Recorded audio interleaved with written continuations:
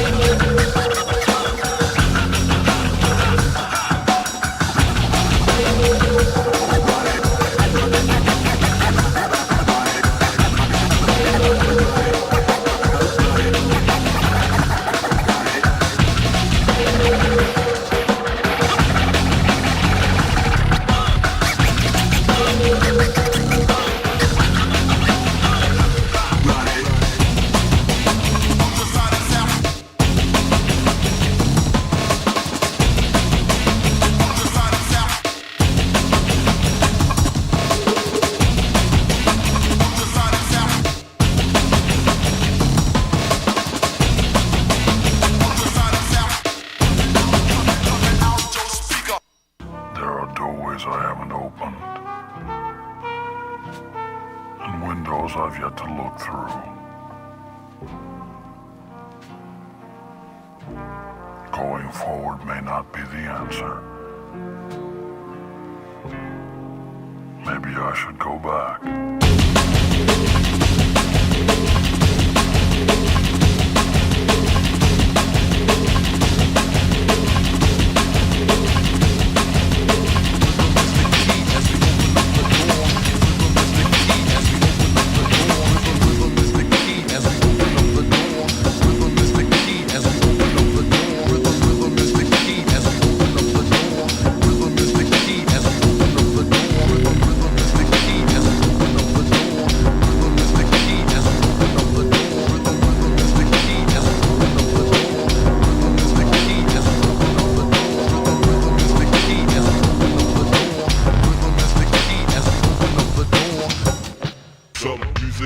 Rhythms can mess with your head.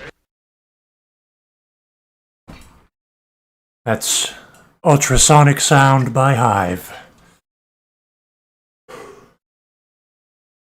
Holy shit. I am out of breath and these streams keep coming on me so fast I can't believe they're already here. They were just talking on Thomas White's stream. Yeah, time is moving very fast. Moving real quick. You blink and now it's already a week later and time to do another stream. Oh, God. It's still so hot in this fucking room.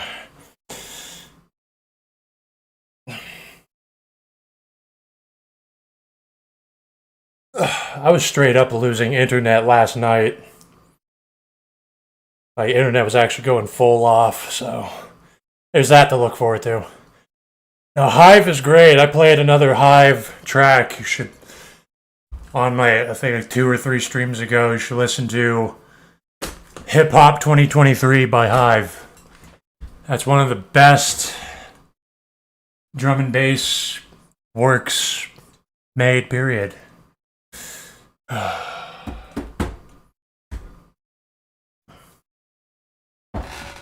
There's a lot to talk about. What was that track you just played? It's Ultrasonic Sound by Hive.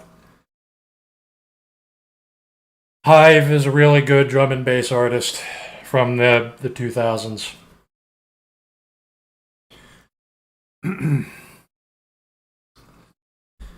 Anyway, let's see.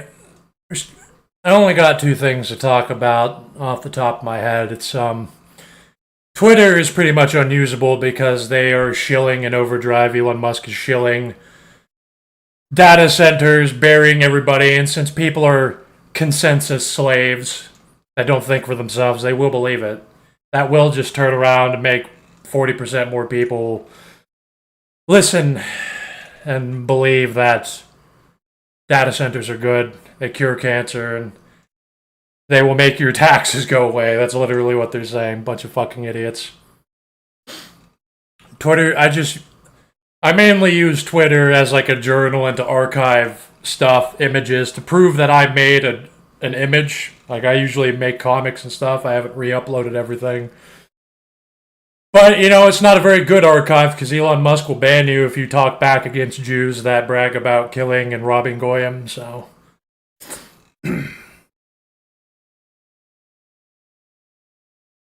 I used to DJ drum and bass before I lost all interest in life. That's interesting. I always thought it would be cool to be like a drum and bass, house, trance DJ. But that's definitely on the way out, and normies are unironically listening to AI-generated slop. So, the key here now is to avoid normies, because they are genuinely... If you want proof that they're cattle, just look at the fact that they are genuinely consuming AI slop. They are consuming jingle keys, colorful nonsense that means nothing. There was an Indian doctor who was bragging about how he had a side hustle where he AI generated a white blonde conservative woman and got thousands of dollars from retarded boomers that loved hearing a white blonde talk about how abortion is bad. Normies are cattle. They're cattle. They should be ruled by wizards. Anybody who says otherwise, they're lying to you. And they're stupid. They're lying because they're stupid.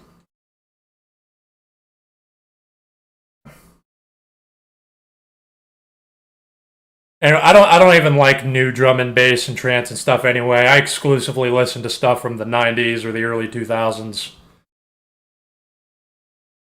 That's what I consider the era for authentic drum and bass and trance. I don't care for the Zoomer slop, the millennial slop.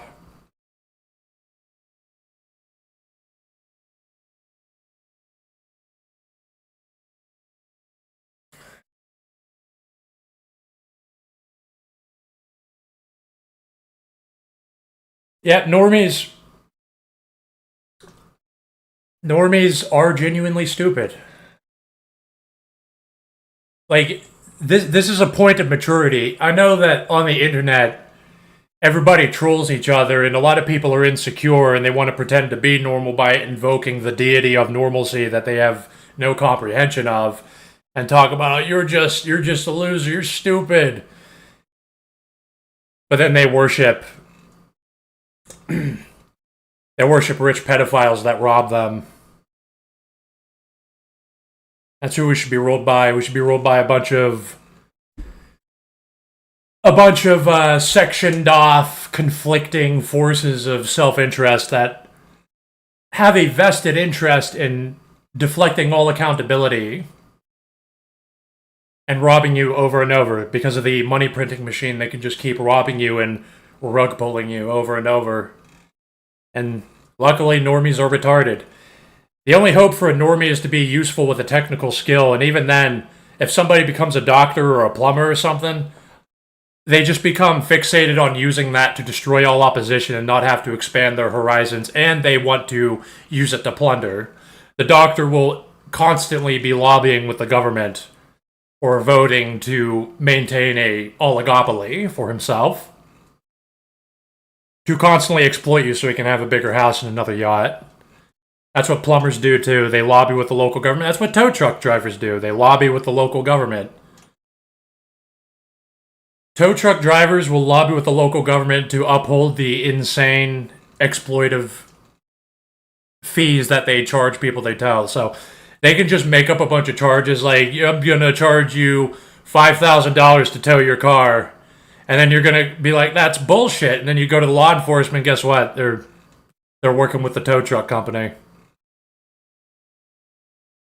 That's why it doesn't matter. Yeah, like, people that have genuinely accepted death, comprehend death, and presuppose nothing.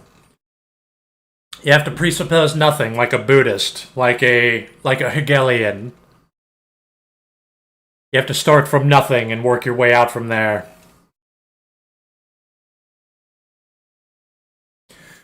Well, the plumber's not going to own a yacht. He just wants to have more capital to buy more meth as a side hustle to sell to more people. He wants to buy a bigger truck. He's below the doctor, which makes him seethe. Plumbers constantly seethe about people above their income bracket. And the thing is that the doctor and the plumber are both pieces of shit. I knew a tow truck driver that was shot and is now paralyzed. He also sexually assaulted me when I was younger. Well, that's about average. If you hang around normies enough, even if you join the military, you expect to get sexually assaulted even if you're a man.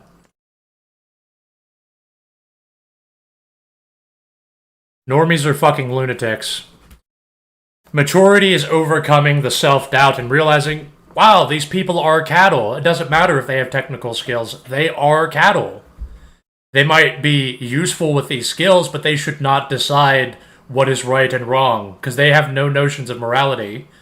They're just selfish. They're animals, pretending to be people. And all they have to cling to is this vague notion of worth proposed by their skills, which anybody can have, or their wealth, which anybody can have. Yeah, dudes get sexually assaulted in boot camp at the military. In the military, you sign up to go get your disability in the future, get your permanent welfare, because the military is a giant. It's a welfare queen scam that takes advantage of the fact that people have no options, no society except to join the military and grind away for Israel, and then you expect to be getting disability later down the road, and then you get raped by your fellow Marines in the barracks.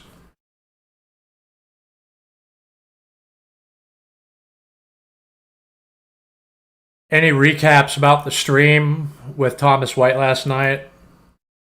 It's kind of a blur to me. I wasn't really thinking about it.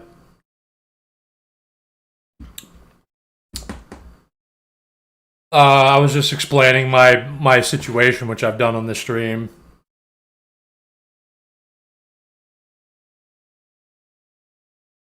I said this on the Thomas White stream, but my wrestling coach, who was also a sergeant in the army, was bragging about committing sexual assault to privates. Yeah. That's business as usual. They're literally animals. I want you to know that normies are animals. See, if you're a stupid, weak-willed person, you're easily impressed by manners, by basic manipulation. Like holding the door open and having a nice face and having a nice tone of voice.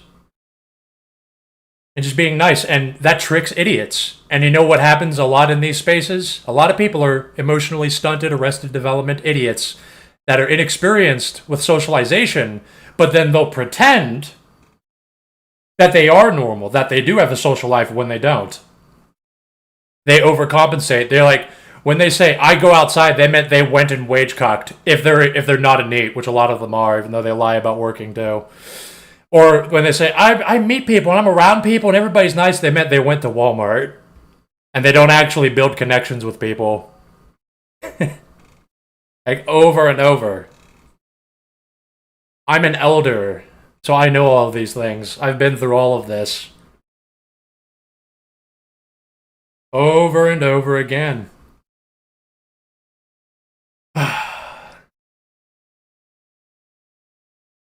I notice way too many within this space will think a bad faith actor such as Cowboy is a nice person just because he presents himself as kind at first.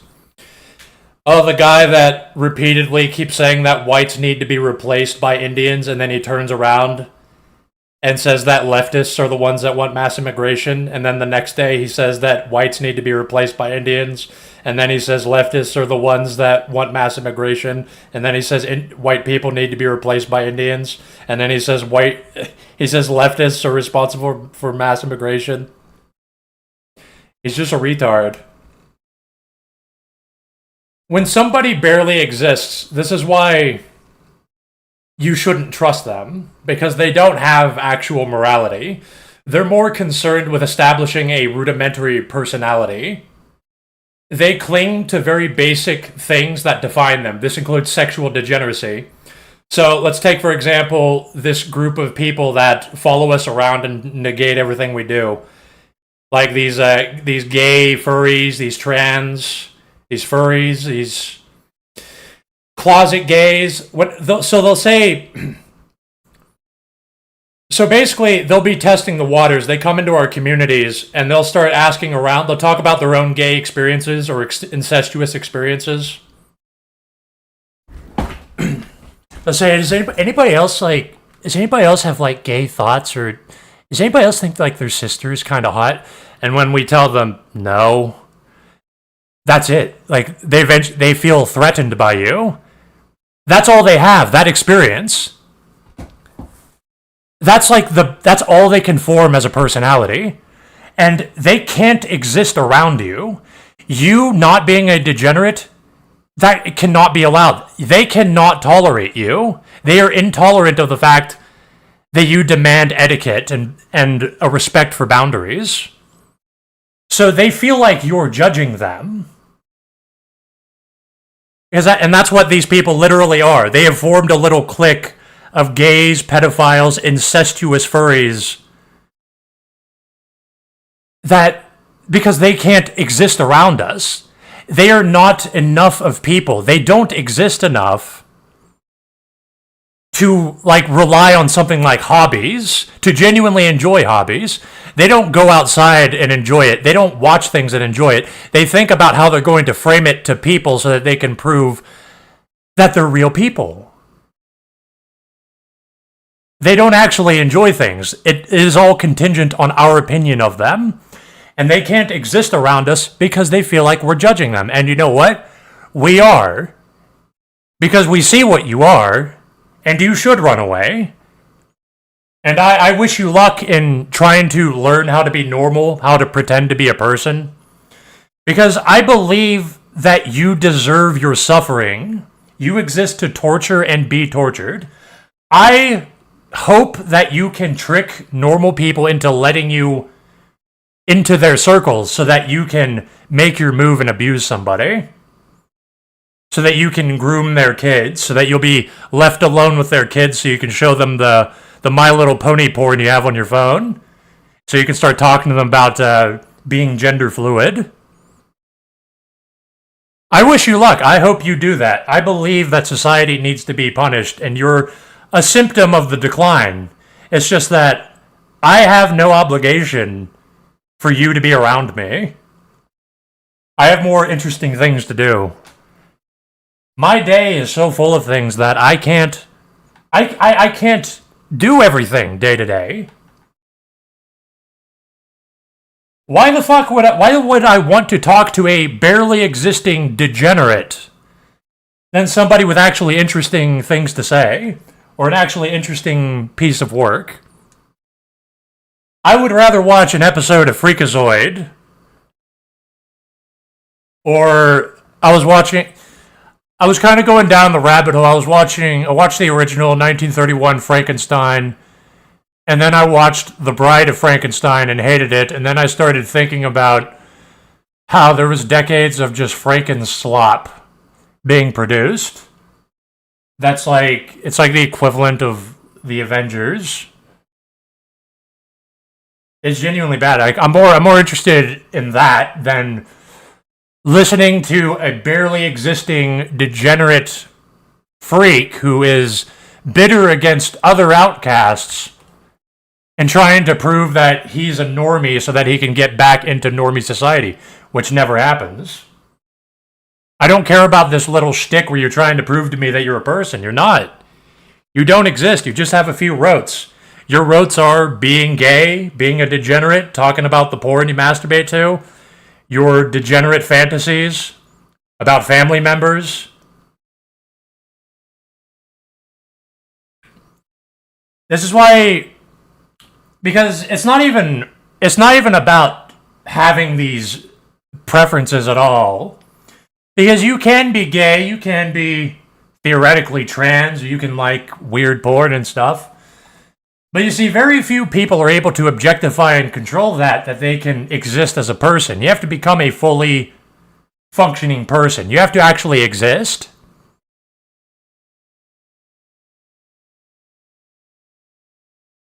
Which few of them can do. The problem isn't that you have a weird preference, it's the problem that you don't exist.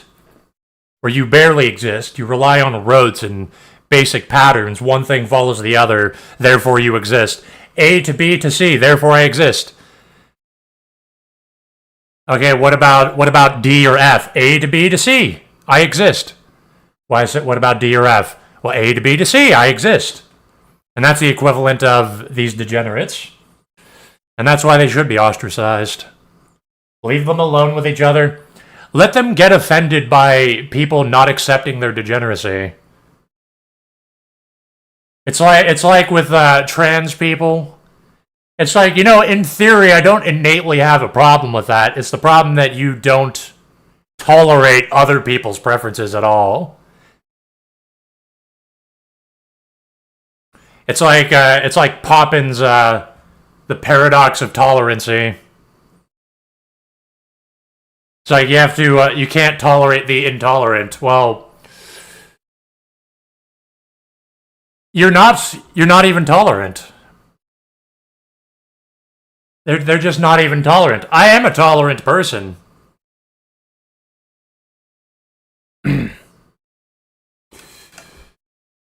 And these degenerates, they don't tolerate people not having these preferences.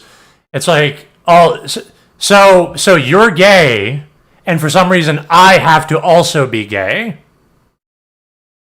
And if I'm not gay with you, then you have to be an antisocial, subversive degenerate because you have no means to exist. Even if you're like a wage cuck, you don't. This gives you no positive actualization, which is proof in itself that these things that you claim make you more of a person. Evidently not, because all you have is these rotes of being a sexual degenerate.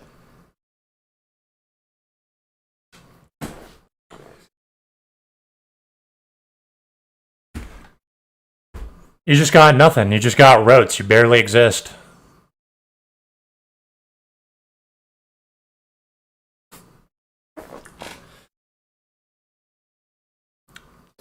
No, see, I wouldn't say that guy is a fed. I would say, at worst, he's like somebody who's blackmailed.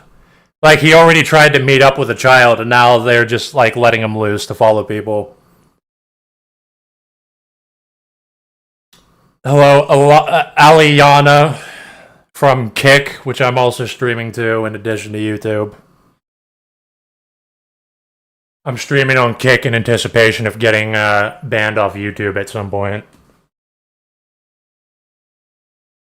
But yeah, that's the problem. Is that if somebody's gay, I'm like, okay, well, that's not innately a problem. But do you tolerate other people not being gay and not wanting, like, understanding that the life of society is kind of contingent on like heterosexuality for reproduction and traditional roles, which most of them can't do, and the few that can, it's like, hey, what? Welcome, you do you, I'll do me, and we're all fine. Why would I get banned off YouTube? Just sit and listen for a while.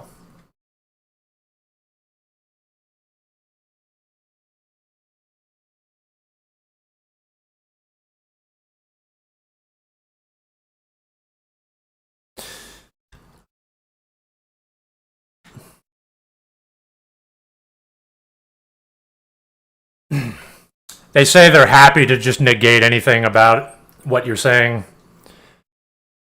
Yeah, and you know what's funny is that works for people like them that are either 20 years old or mentally 20 years old. It doesn't work on like 30-something adults that have actually lived a life.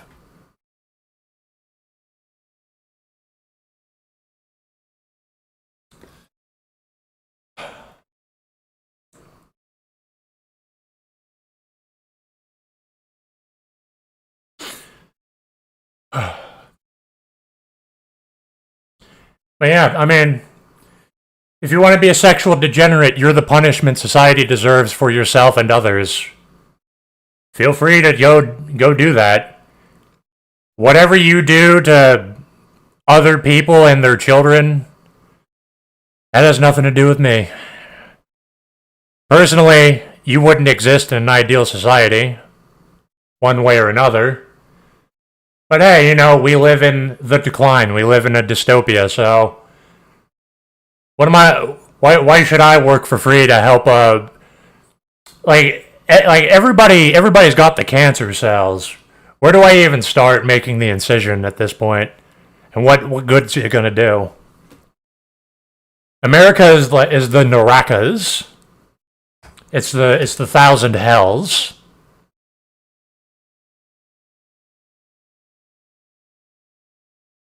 Yes, every time you have a conversation with a homosexual, they end up perverting the conversation. Yes, I concede this. I've said this before that I'm pretty tolerant of other people, and other people are saying you're what do they accuse me of? Something blue pilling or something, where I'm saying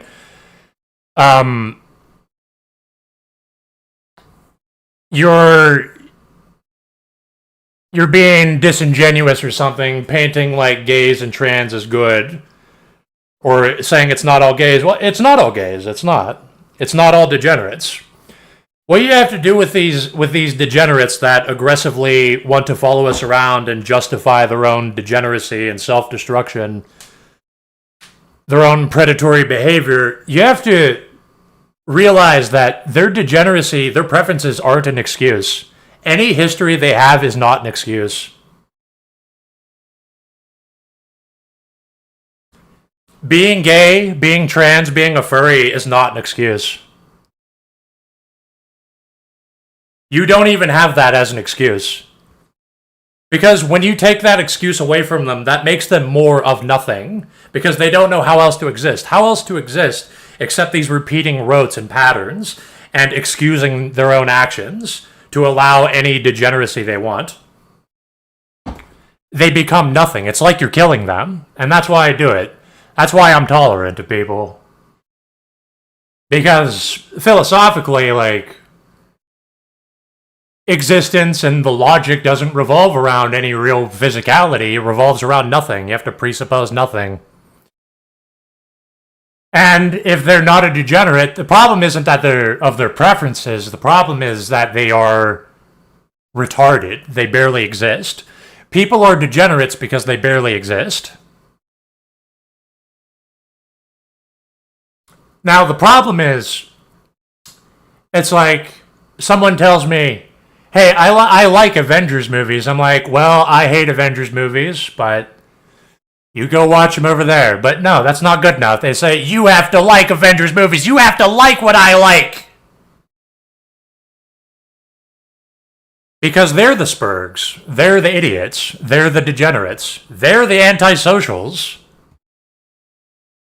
They can't tolerate differences.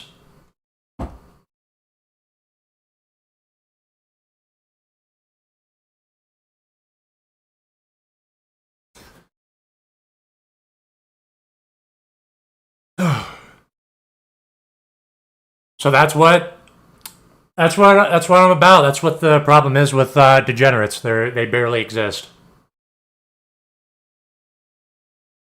You barely exist, and you're still trying to assemble a rudimentary notion of personhood. Okay, that's fine. Everybody's got to do that. It's kind of embarrassing when you're still doing that in your late 20s or older, but go do it over there. Go do it over there, away from me. Because you're not my kid. You're not my responsibility.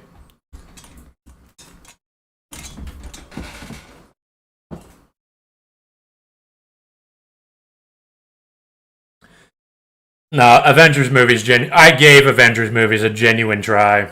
I was in the hospital and I was literally watching movie after movie on the TV. It genuinely sucks.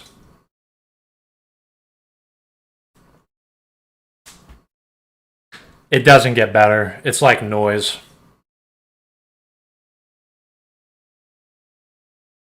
And this actually this lets me segue into something else I was doing when I was watching the original Frankenstein movie, which I enjoyed. I do like that movie. Then I watched The Bride of Frankenstein, and that had some interesting technical things they were doing, and it was fucking garbage.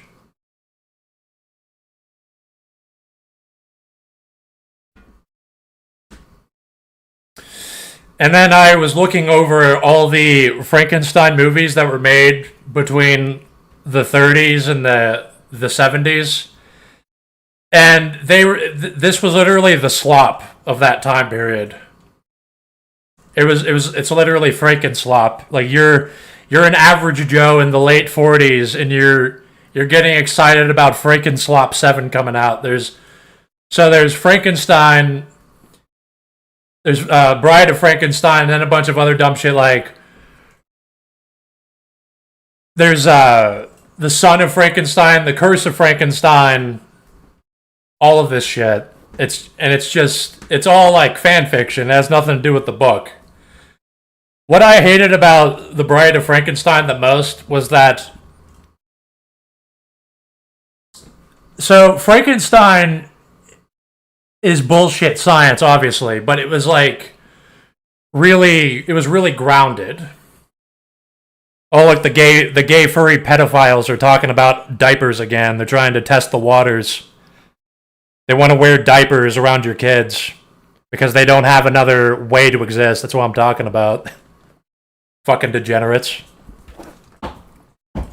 You'll never be normal, but I hope people trust you to let you near their kids so that they learn a hard lesson. Do my bidding. You are doing my bidding in the world. Frankenstein, The Bride of Frankenstein, this new doctor, Palamori or whatever, Praetori, Palamori, Paladori, he just comes in to Frankenstein's office and he just shows the most ridiculous fucking science that's so far removed from anything Frankenstein was doing. Palladori was demonstrating that he can literally grow human beings. He grows small people and keeps them in jars. And he like dresses them up and makes them play as like a king and a queen and stuff. He has one guy that's the devil, and it's like, this is beyond. You're making small people. This is beyond what Frankenstein was doing. And then this fucker, he's like, what I hate about these old movies is that everything revolves around like man and woman and like getting married and having sex. So like whenever there's a sci-fi, it's always about like banging the alien queen, or it's about bringing your wife along to bang her on an alien planet. None of the planet matters. They don't. There's no life without like penis and vagina. And so when Palladori comes into Frankenstein, he's like, we need to create a race of these zombie dudes you made. So you made a man. We need to make a woman.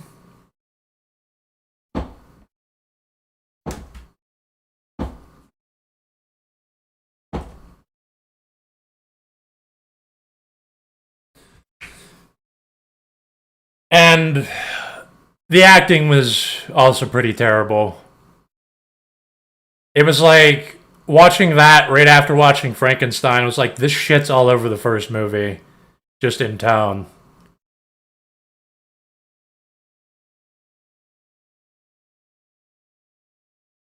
This is actually a problem that I was having with sci-fi from across the eras, is that normies and these like Hollywood Jews can't write a story without like penis and vagina. By which I mean they have to introduce these pointless love triangles as the only way to introduce some sort of drama or conflict. Which is like partly why I wrote something where it has nothing to do with any of that. What they have to do is struggling with like the philosophy, the actual adversity of their lives. There should be enough of a story that it doesn't need sex to happen. It doesn't need sex to validate it.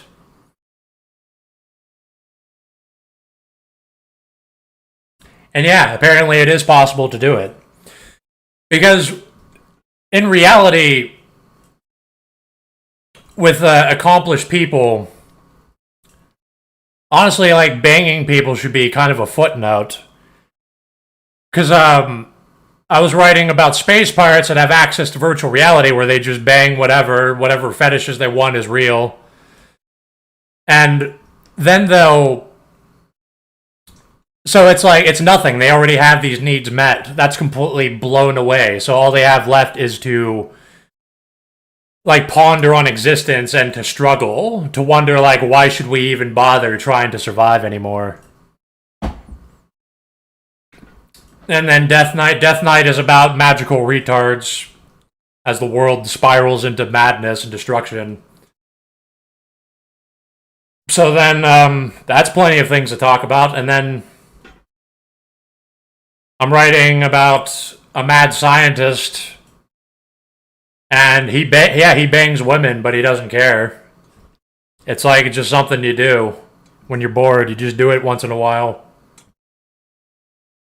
And he has henchmen. There's two minions that brought their wives along to the tropical island. He has a volcano layer on. And yeah, it all works out. It's not front and center, though, because there's plenty of shit going on. He's battling against the, can't say the Z word, but you know what I mean. He's battling against the something occupied government.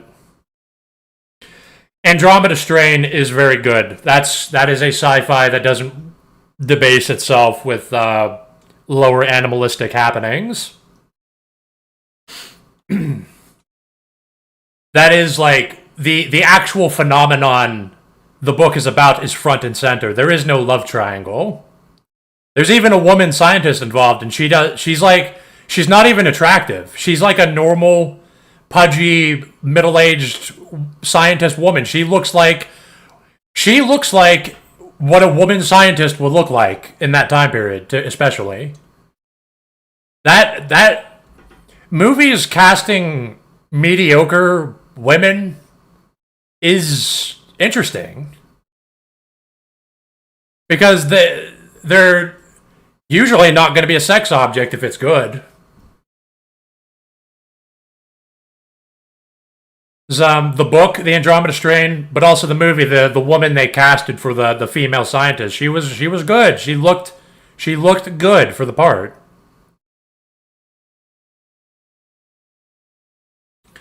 Is this a new version of The Island of Dr. Moreau? No, but it's, heavily inspired by that and mad science media. I love mad science and supervillains and stuff in media. I've been leaning into that. That's why I was watching Frankenstein. I love watching Freakazoid. I was watching some Evil Con Carne. I was listening to the artist Dr. Steele. He's an industrial artist. He's a mad scientist. That's his motif. He's actually really good. He's awesome. His aesthetic is amazing, and he has like the perfect mad scientist aesthetic. No, Rick Sanchez is not what I'm looking for. I'm looking for like dude that does mad science, crazy, makes abominations in like a castle or on a private island, and he fights James Bond and shit. That's what I'm all about. I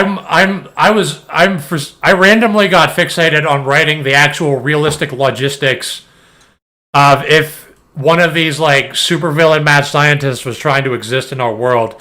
So I have to write about like the decline of liberalism and which ties into where he gets henchmen from. It happens to be very easy to acquire minions whenever society is declining, and you just kind of propose to people, do you want to be like a henchman on a volcano island wearing like a tunic jacket, like a black outfit with symbols on it, and you have like an HK-416 rifle? And be like, yeah, actually I do. And that's also there's all the nuclear scientists that are being assassinated by the United States government, and there's no news covering it, and that's where you can pick up some technicians. And then there's arms dealing. How that all works? It's very awesome. It's something that's just earnestly fun that happens to tie into a lot of deeper, cutting social commentary and dark humor. Because I was kind of testing this out a bit when I was writing Death Knight 666. I fed it to Grok, which I can talk about here, but which Dr. Steele albums do I like? I don't necessarily like entire albums by him, but let me look this. Let's see. I'll just go by which album has the best songs, the most amount of songs. Let's see. Land of the Lost. No, I don't like any particular album. He just has. I guess his first album, Dr. Steele, has the most hits. Yeah, he sings about Bohemian Grove and stuff, and this was back in the early 2000s, so that was novel. That's like when Alex Jones was revealing, when he caught Bohemian Grove on tape, then that's when Dr. Steele started singing about it, so that was cutting edge for the time. Here, I'll play it because this artist doesn't exist anymore to copyright claim. He's just an industrial artist who's got a mad science aesthetic. Speaking of sci-fi, did I ever watch Fringe? No, I did not. Never heard of it.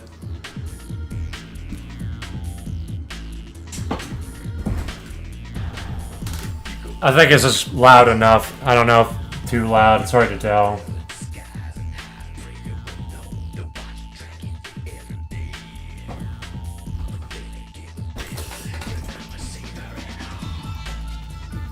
And it sings about skull and bones.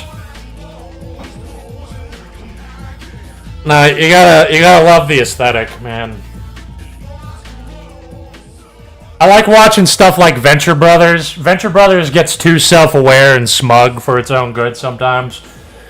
But it is so cool how they're like post this era of like superheroes and supervillains where they're like, whoa, is that like an actual death ray? That's awesome. Like what actual supervillains would have.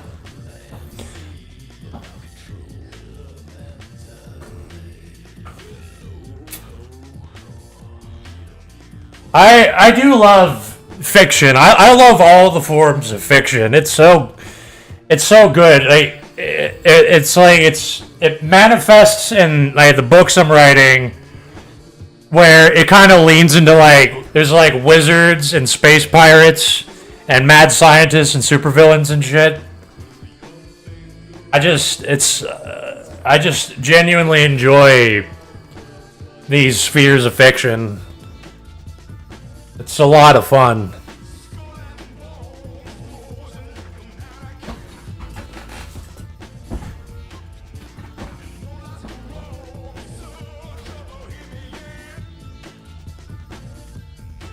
I loved, there was this Newgrounds series called Mastermind. Mastermind is like, it's a really short, funny series about a supervillain on a bunch of layers. But then it got a video game. It got a Flash game where you actually are playing as the dude running your villain empire with the ultimate goal of blowing up the Earth. It was amazing. It was one of the best. It might be the best Flash game ever made.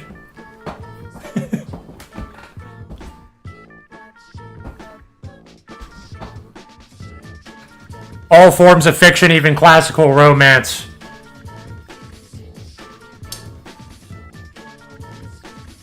Let me see here. I'm not a big book reader, though. When I say Pride and Prejudice, it's you, Wuthering Heights. I guess I haven't forayed into classical romance. I'm more of like, I'm kind of shamelessly into pop culture. I love, like I said, I love like wizards and like space pirates and mad scientists and shit.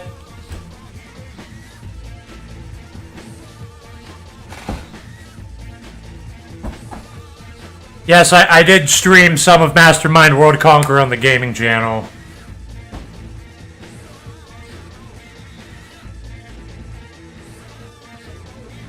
Dude, it's like dudes in white lab coats with big black buttons, and they got black goggles, and they have Tesla coils and death rays and shit. I'm all about that. That's so...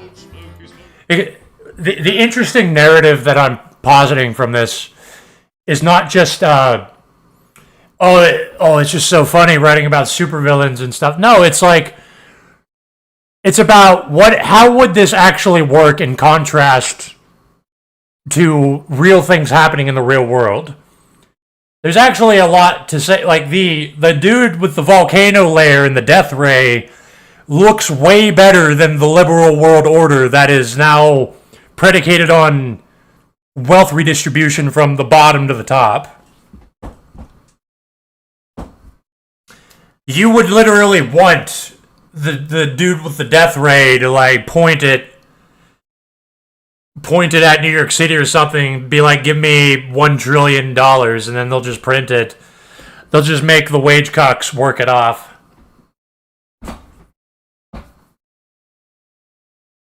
I was watching some Big O lately. I was gonna watch some more of it. Big O is really good. It is like Batman with mech, but it's also like an interesting new setting where they got robots and they're dealing with this whole memory loss overhanging plot line. And it is very stylish. Like, they try really hard to make Roger Smith look cool. And he is. It's like, I acknowledge that you're trying very hard to make this character look cool, but I can't deny that his design is pretty fucking slick. He does look pretty badass.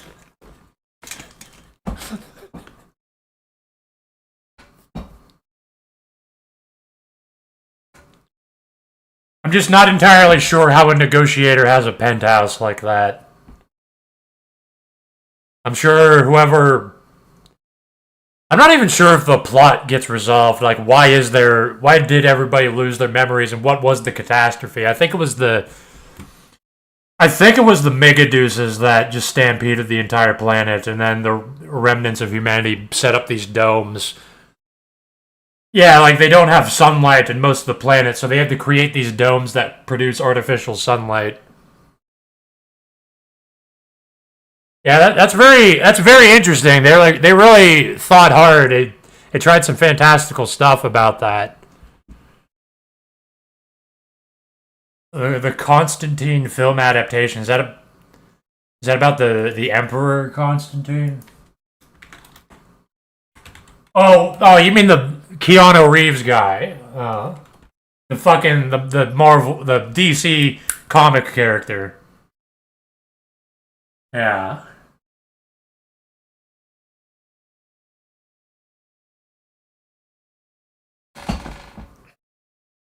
I didn't enjoy it much.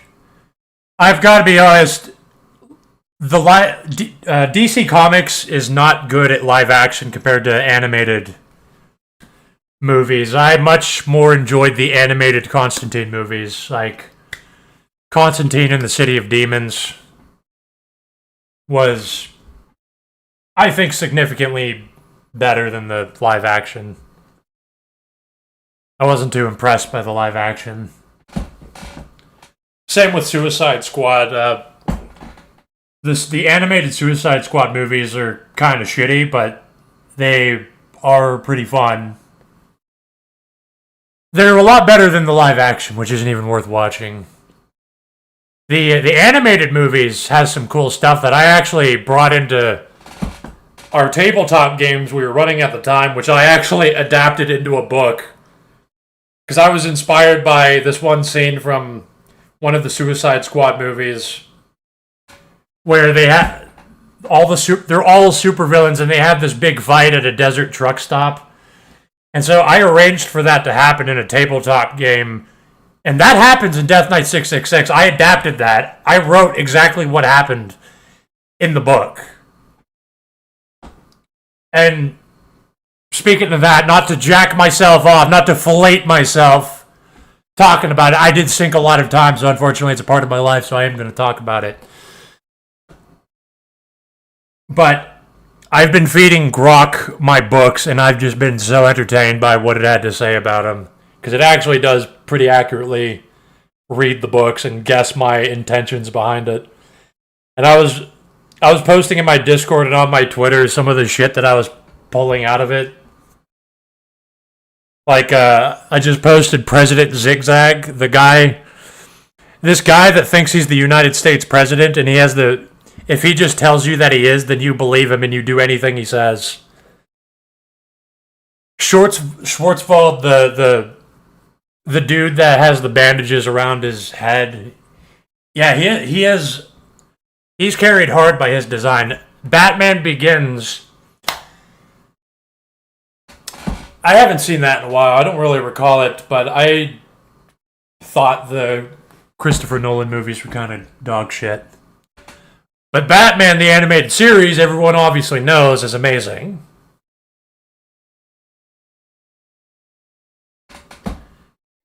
This live action DC just consistently is not great.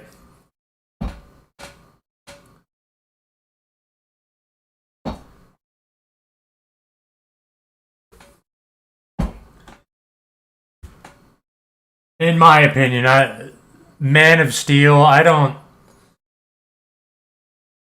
you love the Joker. The Joker 1 was alright, actually. It wasn't bad.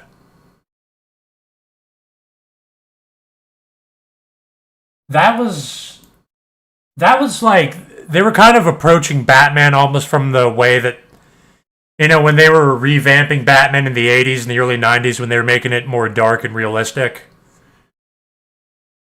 without being campy.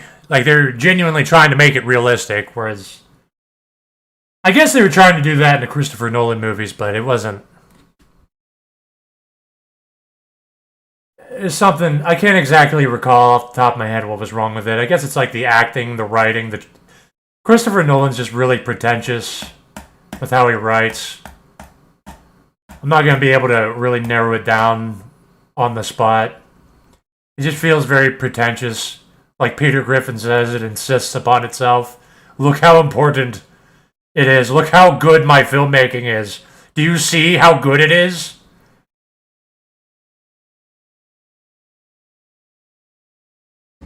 Batman Beyond was also good. I rewatched that too. It wasn't as good as the animated series. The animated series also had some weak points.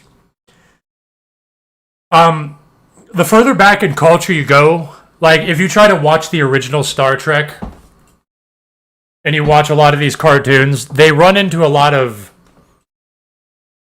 they have a lot of really brain dead reductive takes on things that comply with censors, like war is bad, racism is bad, sexism is bad. It'll be like in the in Ben 10. I know that's a newer one, but Ben 10, the Justice League animated series, and then I think Star Trek. They always like set up these really dumb, reductive plots where it's like, here's a guy who's wearing red, here's a guy that's wearing blue, and they're fighting each other because you're wearing red and you're wearing blue, therefore you have to die. And then the main character comes out and is like, guys, you can't just kill each other because you're different colors. And they're like, oh my god, you're right. You're right. The war is over. And it's like, yeah, that's why war happens, right? People are just dumb children. I agree that war happens because people are... Well, these days, war happens because people are dumb cattle, where all the wars are just giant scams to justify money flowing into defense contractors and hedge funds and billionaires and the government acting like it's doing things instead of actually solving the problems, which is corruption. And that's actually what the problems are, but, you know, I don't expect people to... You can't expect these... You can't expect Hollywood Jews to write about why there's wars in the Middle East. Let's be real. They're not going to say the real reason. Especially the further back in time you go, where criticizing Israel was literally identical with anti-Semitism, and progressives would be chased out of liberal circles, being called anti-Semites for even mentioning Palestine.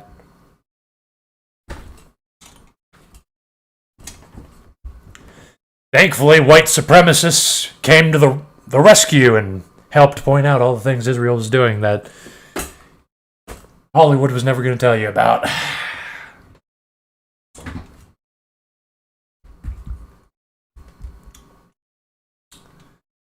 Yeah, I don't like Christopher Nolan. He's very pretentious. He's a hack to me. If you like it, that's fine. I'm just giving you my opinion. I hate Christopher Nolan movies. It feels like people are just conditioned to say how good it is.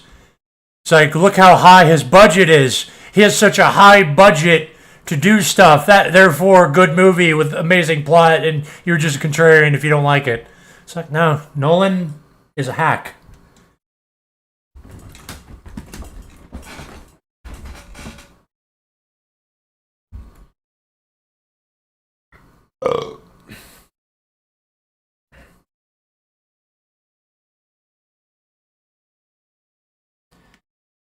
The new Batman series is... I saw a little bit of the new Batman.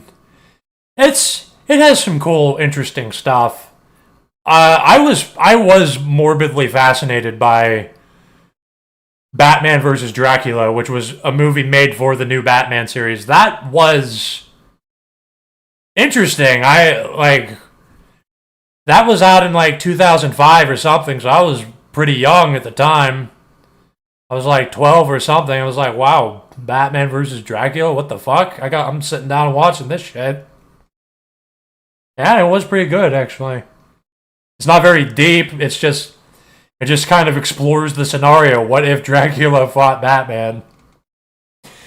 Batman the Brave and the Bold was an even newer one that obviously it tries to blend like the Batman the animated series, like the dark and grittiness with the campiness of the old comics and the Adam West show.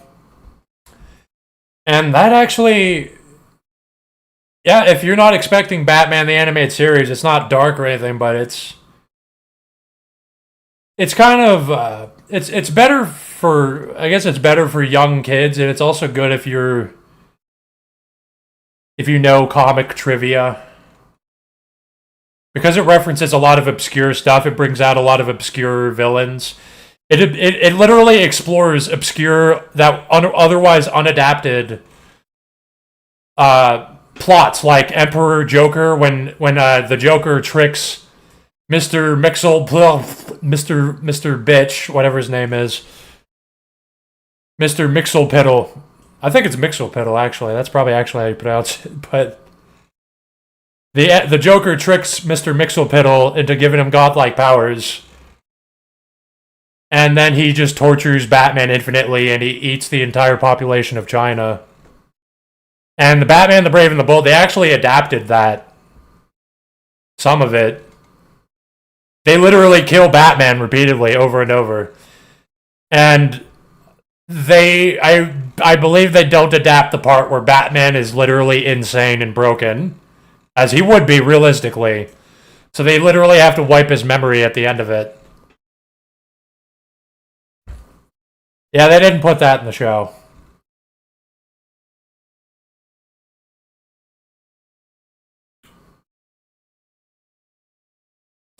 Mask of the Phantasm is a fun movie. It's a good movie. Batman the Animated Series is good for a watch and a rewatch. Also, the comedic superhero stuff that kind of made fun of Batman the Animated Series a little bit, like The Tick and Freakazoid, those are also pretty funny to watch. I was watching Freakazoid the hour before I was streaming this.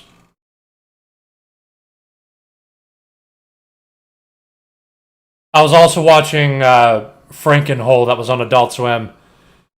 Frankenhole is one of those shows on Adult Swim where it's clearly made by like juvenile libtards that have reductionist views on why things are happening. But they're also just kind of aimlessly vulgar.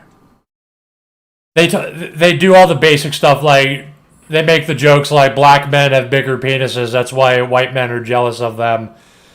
And Hitler hated Jews because for no reason, he just had like an insecurity complex. It's like all that basic stuff. That's like the low points. That's the abysmal. It's like with C-Lab 2021, which has some peaks, some peak comedy, and then it's got fucking abysmal garbage. But you know, I this is just because I'm going down I'm going down the mad scientist hole, the Franken hole.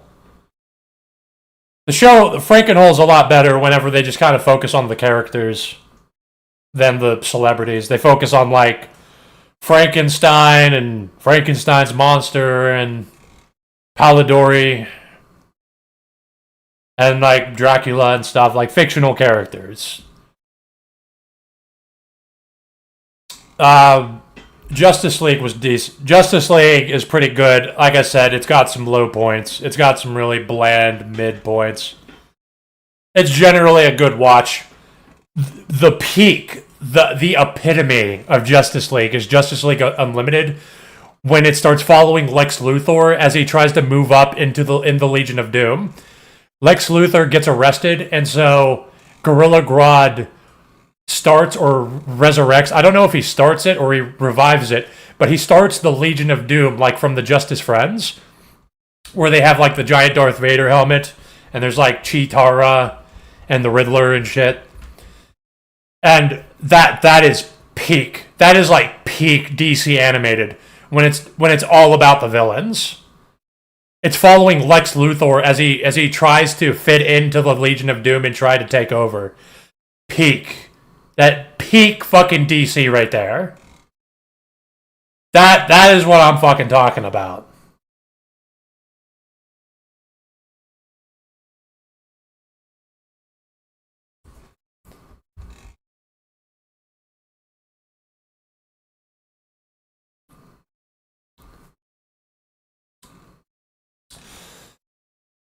There's something about so far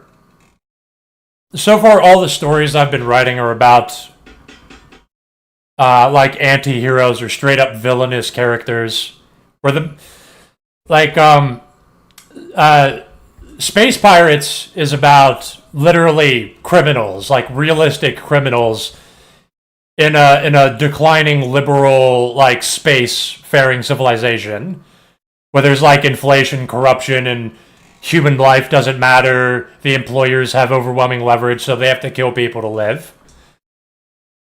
And they're still struggling with like the good and bad, the truth and lies of their existence. And they're like, there's a lot to ponder on. There's a lot to explore with kind of villainous or complex characters. Like just heroes, like Superman and stuff, are boring.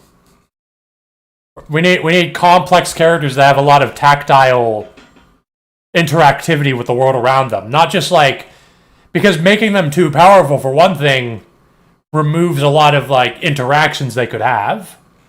And you have to explore their psychology and philosophy too. Not just of them, but the world around them, and you can also interact them with other people. Generally, like the reason that people like villains in media is because those villains undergo a lot of character development. They go through a lot of transformation. And they live in a declining civilization like we do. And they basically crash out. And that's based.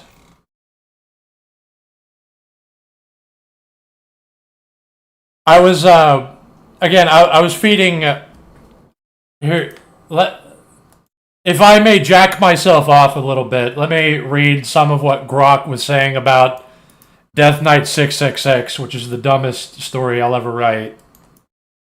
That's 400 pages long. Which Lex Luthor series were you talking about? That is Justice League Unlimited. Look up the Legion of Doom episodes.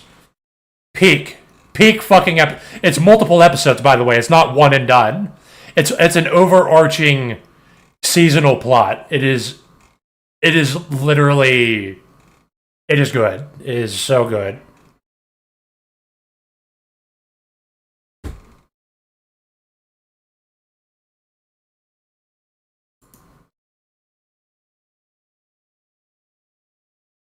Yeah, not every protagonist is a good guy. Like, we were talking about Clint Eastwood, who played a more edgy kind of cowboy. It's like, yeah, he does good things, and he ends up being the good guy because the world is full of depraved cattle, right?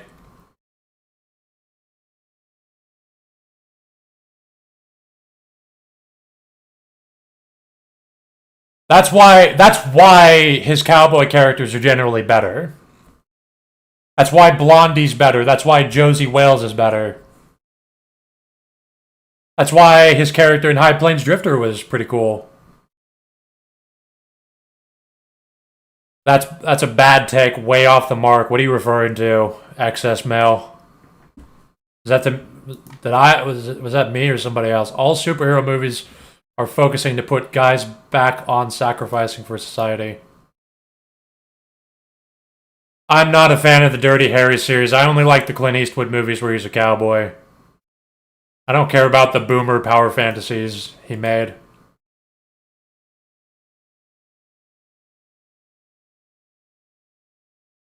The Question.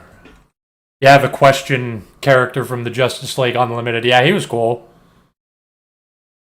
Yeah, he was cool. His conspiracy. He's a funny character. He's a funny and cool character. And he also, this is obviously wish fulfillment, but the Huntress is like, comes on to him, approaches him, initiates a relationship with him. It's such wish fulfillment because the Huntress is hot. It is hot how she can murder dudes twice her size with her bare hands. But she's just like, I think she got like fired for being reckless in the Justice League, so she was kind of wandering around and she heard the Question rambling about conspiratard theories, and she walked in and she saw his schizophrenic bulletin board with the red yarns connecting a bunch of things together.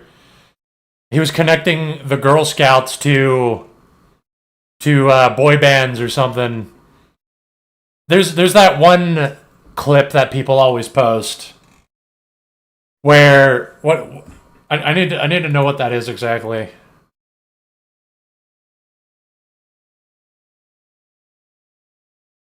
What is that? What is that scene where the Question, he goes, "Who indeed?" What is it? You know what I'm talking about? Who indeed? I'm looking this up.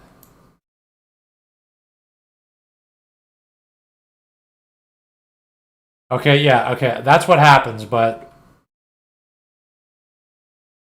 okay, I'm not gonna get an actual transcript, but let's see. Where am I? TV Tropes. TV Tropes is a site that I appreciate. It helps me figure some things out.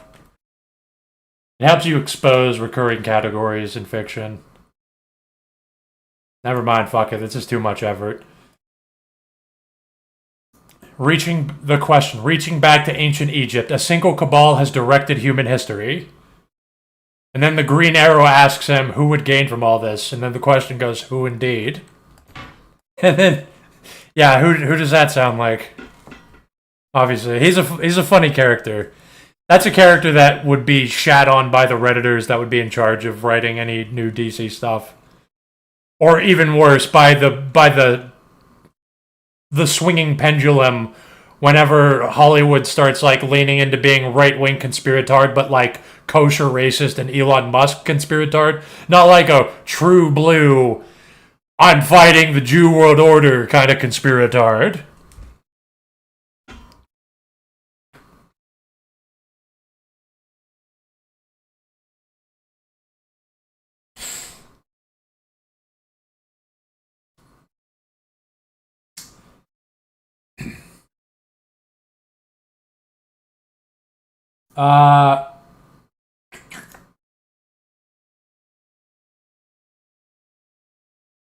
So let me, like I said, I've been, I get kind of excited giving Grok my books to summarize back to me and try to analyze them. So when I gave it Space Pirates, that entertained me for like a whole day. One of the things it had to say about Space Pirates was that it's ultra violent, which I thought was odd because it's not. There's a lot of violence in it, but it's not like ultra violent. And then I thought, well, the other book I read, Death Knight 666, now that genuinely is ultra violent. That is people. That is both. That is a combination of a lot of people dying and in grotesque, horrific ways. So then Grok had this to say. It's Death Knight 666 is a long, chaotic, extremely violent, satirical dark comedy / isekai adjacent novel that follows a hyper-dedicated, low-intelligence MMORPG player character named Death Knight, often styled XX, Death Knight 666 XX. See,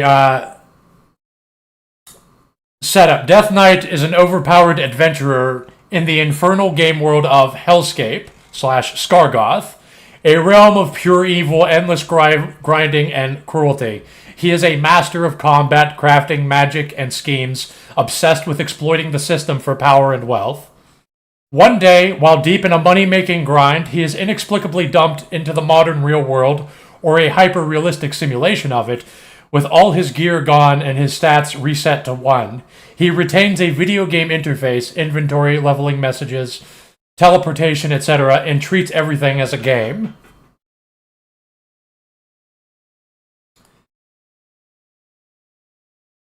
I probably won't read. Death Knight is I just kind of wrote it because like what if I adapted my tabletop game sessions into a book? because if there was a book that if I had money to promote a book, I would actually kind of believe this would pull people in because it's like an isekai, but that's actually a trick.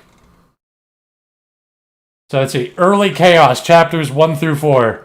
Waking up in pajamas in a suburban American area, Arizona region, he attacks random people and a dog for XP, steals food from stores and dumpsters, gets beaten, hospitalized, escapes, and continues looting. Walmart rotisserie chickens, machetes, a motorcycle helmet, etc. Sees mysterious quest prompts, an address on TV's receipts, 601 Desmond Street, Winslow, Arizona. Travels by Greyhound and freight train, meets other summoned weirdos, a naked Australian man, blah, blah, blah.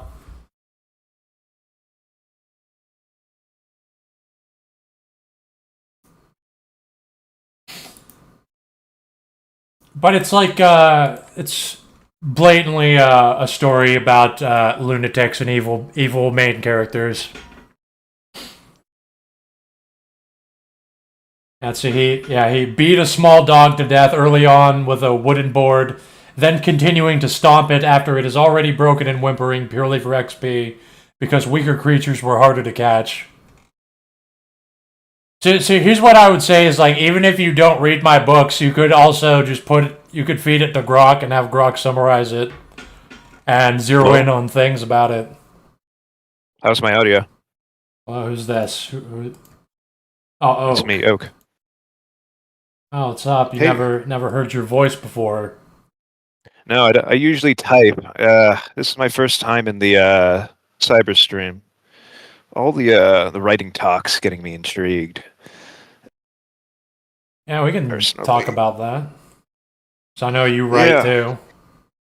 Yeah, I've written, but lately I've been in a stoop of motivation. It's just hard. It's like I have all these ideas, all these principles, all these like concepts I want to put down. I don't know if it's cool or not, but it's just a lot of stuff's been going on with me personally. Yeah, no, it's especially hard when you're wage slaving. The only reason that I was able to push out some books is I am extremely lazy. It takes me a very long time to do stuff, but I just have so much time that despite my laziness, it gets done still. You have an average amount of pages you usually do for a project? No, You ever calculated the math on that before? Nah, it's completely inconsistent. Like sometimes I'll like one thing I've kind of noticed is I kind of blow my brains out on media until I'm totally sick of just aimless consumption without producing anything. And then you want to do something more constructive, which I end up just writing. Yeah, the creative process really activates. It's when you just get to that point of just like sickness of like I'm just doing the same thing over and over again, just consuming the same thing. There has to be a change. I have to like make an inference or whatnot. Yeah, it's like it's not even discipline, it's not even self-control, it's kind of just self-awareness. And I guess my mind does have knowledge. It's whenever I start running into the problem, why isn't this media or these video games or anything, it's not hitting the same way, it's not doing anything for me anymore. I have the knowledge I know exactly what the problem is. It's like, oh, I'm sick of not producing something. I need to pad this out with something constructive. And then I just switch over. Like it's not self-control, it's just Compulsion at that point. It's just self-awareness. It's like, okay, I'm too lazy, I'm not in the mood to write, so I'm going to just consume, I guess.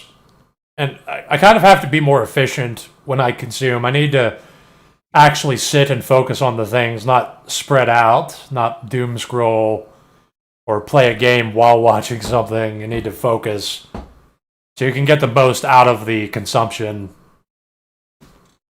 The last time I touched my draft was the 1st of this month. I can put that to an account of me waging, but ended recently. Sadly, it was it was that thing I said in the Discord server. The fact that I just wanted a place in the world, just wanted to do something, and get paid with it too. But I unfortunately lost that.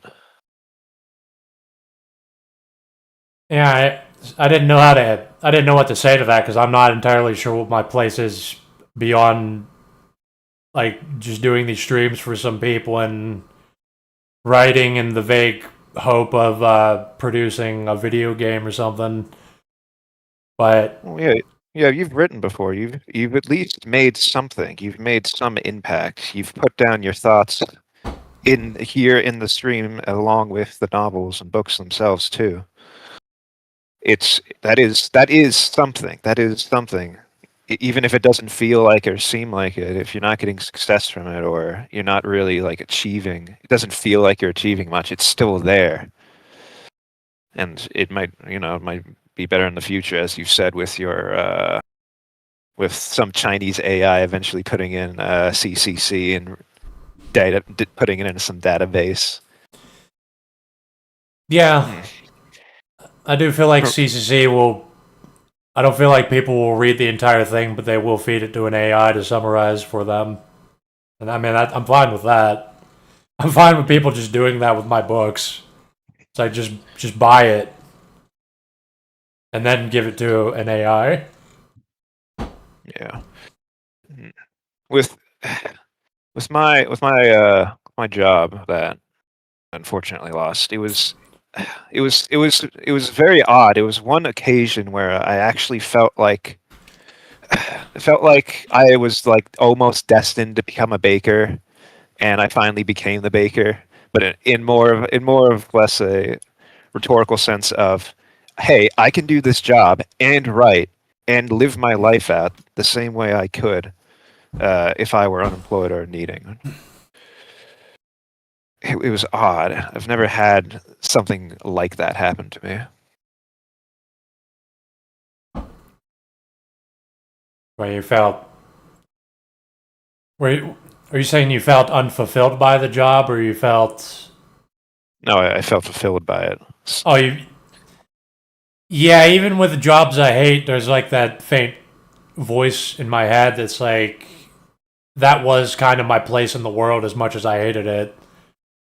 And you will feel about that anywhere. You're like a plant. You'll just kind of get rooted wherever you are, just by virtue of being there and constantly determining and associating yourself with your surroundings. You will make yourself that part of the world, whatever it is. Even if you didn't come into that of it thinking that same way of this is my place in the world, it will eventually happen, unless it's a bullshit job.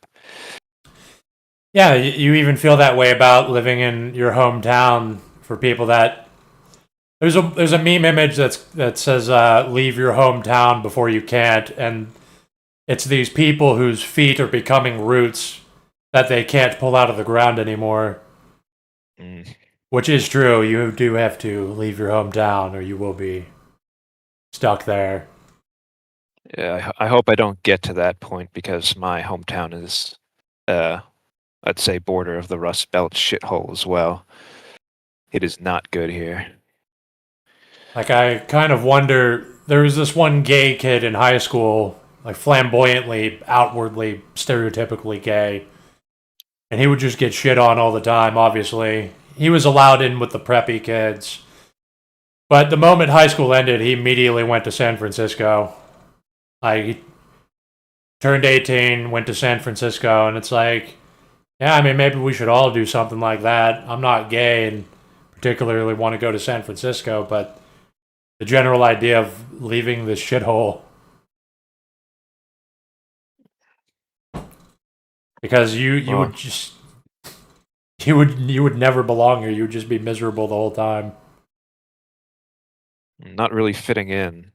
Eh, I've heard adages of my friends at work who deal with 50-year-olds who act like teenagers, And I'm thinking to myself, these people go to the grocery store and gas station with me. They are not commuting out to go to a warehouse job. They live here. These are the people I have to deal with. And then again, the question becomes, well, where do you go then? I mean, if you said you're gay, you can go to San Francisco, but Yeah, if you're gay, you can kind of go to San Francisco and just there are countless gay men in California that are predating on men. If you are gay and into it, there you go. I mean, it's pretty easy. As for the rest of us, it's going to be more difficult.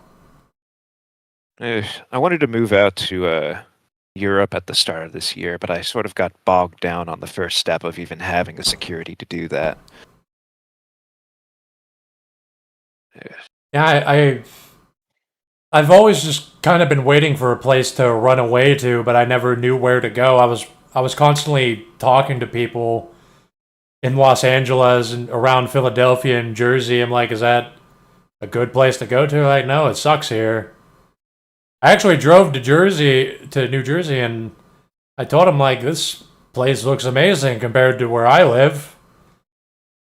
There's one ghetto with violent black people in it, but and then immediately beyond that, it's like it feels like there's a lot of opportunities here, but apparently, evidently not, because he didn't have any.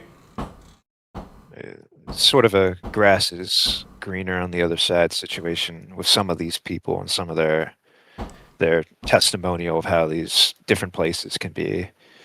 They may not know it good, and they may not know it really bad. Or having your power get knocked out every other week, like a South African friend of mine. My power was getting knocked out every other week, and my internet's still going off. I also visited New Jersey to go to the Philadelphia's retreat spot of Wildwood. It's always interesting because I always feel sort of like it feels almost like a hyperbolic impression of America, where you have all these sorts of things in your face. It's like a much less muted New York City seaside town, and things didn't look too good there. I'd say it was my assessment at the end of the day. Oh, Yeah. what? I had that about Where was it? Wildwood, Cape May area.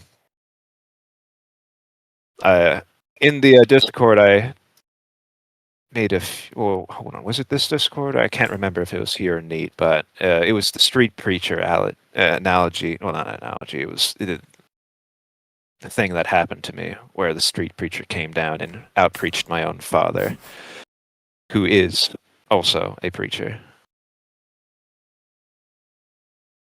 Where is that? Hold on. Yeah, 712. There it is. Street. I could read it out if you want me to. Fine then. I mean, if it's relevant, I mean, I'm just not familiar with the place you're talking about. No, I'm sorry. Let's see. Street preacher outpreached my father, both a feeling of catharsis and disgust at the same time. He was a boomer with the thoughts of a television, a distilled evangelical Christian voice that barely felt even human. Every cheap method pulled, a person that both disturbs Christian and secular people. It was a subtle reminder to him of what everyone else feels around them. Just no more what they represent at the end of the day, at the deepest grain of reality. And I basically said that firebrands like him will not last if this is all they can really offer to people. It's just saying like, hey, by the way, you're going to hell. By the way, you're following the wrong religion. By the way, you have the wrong denomination. I mean, you did post that in the Mage Council, because I remember reading that. Yeah. With Europe, I mean, you can get free college, but still, I mean, from what I've heard from my family, they're having a very, very similar problem to what America is having right now, where the youth are just young people are just like not being able to find jobs right out of college. Just utter disenfranchisement.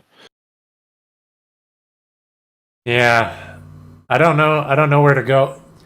The dude that makes me the maddest that I used to play tabletop games with a long time ago.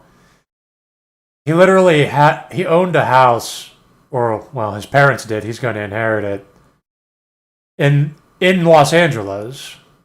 He owned property in Los Angeles. He could walk to downtown LA or take a bus. And even he was like, "This is the shittiest place on earth. This fucking sucks." I'm like, at least you can. Yeah, I'm sure it does suck, especially if because that's your life. You've been there the whole time. That would be a contrast to me. I would have a brief moment like, "Wow, things are so different," and I'm away from the fucking retards of the Rust Belt. Even if I have to be around cholos, I don't really care as much. Suppose when you get to that point where you own property and are like fully grained down, established, and whatnot, you sort of like have an obligation at that point to genuinely make your surroundings better, either through whatever way you see fit. Really, Well, the main thing is he had his own house, which it was a house that had a lot of problems. It had bugs, and he would invite people over, and those people would say they kept seeing shadow people standing in the doorways and stuff. So they were saying that the house was haunted, which is funny because he actually brought new people over, and they would confirm it that there are in fact shadow people that appear. And all that said, that's still worth it to have your own house in Los Angeles eventually when your parents die. Because you don't have to live in an exploitative fucking apartment with some Jew landlord that makes you live with 4 Mexicans or Indians and you're still paying $2,000 a month. in a 5/1 with paper thin walls where you could hear someone drop something 3 floors above, that kind of stuff. Yeah, you won't be able to record shit with your microphone. You'll be picking up everything. Rental prices around here, despite this being a shithole, its proximity to DC is close enough where we'll have DC commuters practically use this area as a tax haven for so that they don't have to pay ridiculous DC prices and taxes for their DC jobs and yet commute over, driving up the prices for everyone, in effect, while there's nothing practically in the towns. That's our problem over here mostly. Well, yeah, it's rich people. Like even here, it's all the rich people. They have nothing to do with the town. They have no association with the rest of us, and they should look down. But the thing is that they are cattle too. They're stupid rich people. They just acknowledge that poor people are also stupid, but they don't know that they're stupid too. They have nothing to do with the towns, and all the housing, all the property is speculative. It's all turning into a grift. Is there any place that's reasonably affordable in the DMV area? Hold on. Do I know? Hold on. I'd say probably Baltimore County, maybe. Not the city itself, but the county. Maybe west of Baltimore. I'd say disgraced liberal. Sorry, I'm reading the chat too. Yeah, that's fine. Yeah, I got to have a little more personal business with that area, so I can give an assessment. I don't know what the hell that means, DMV area. Delaware, or DC, Delaware, Maryland, and Virginia. It's an acronym. First time I've Might be ever getting heard that wrong. I've ever heard that acronym mean that. Yeah, I saw it only pop up on the internet like a few years ago. Maybe people just started doing it because it's all just one massive blob of an area at this point. one of the richest areas in the country, really, and yet it's right next to West Virginia, the decaying shithole former extraction economy, I should say. There's no more coal mining really going on in West Virginia. Yeah, which you wouldn't want to be part of anyway. Underground mining is a pathetic job that destroys you.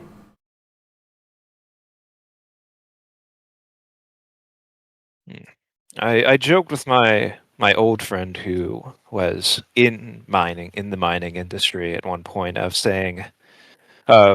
when I was between jobs once again, just saying, hey, you got any land? Maybe I can try forming my own artisanal fucking coal mine down in down in the hills, because he lives in the area, and he just laughed.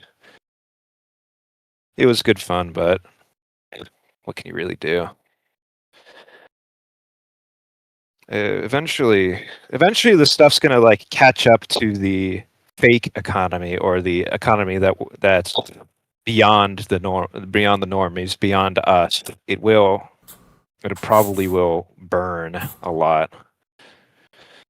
It's a bit too hopeful because the wealthy will not allow something to harm their wealth, and Yeah, they do have a finely tuned system to plunder us to maintain their wealth and grow it.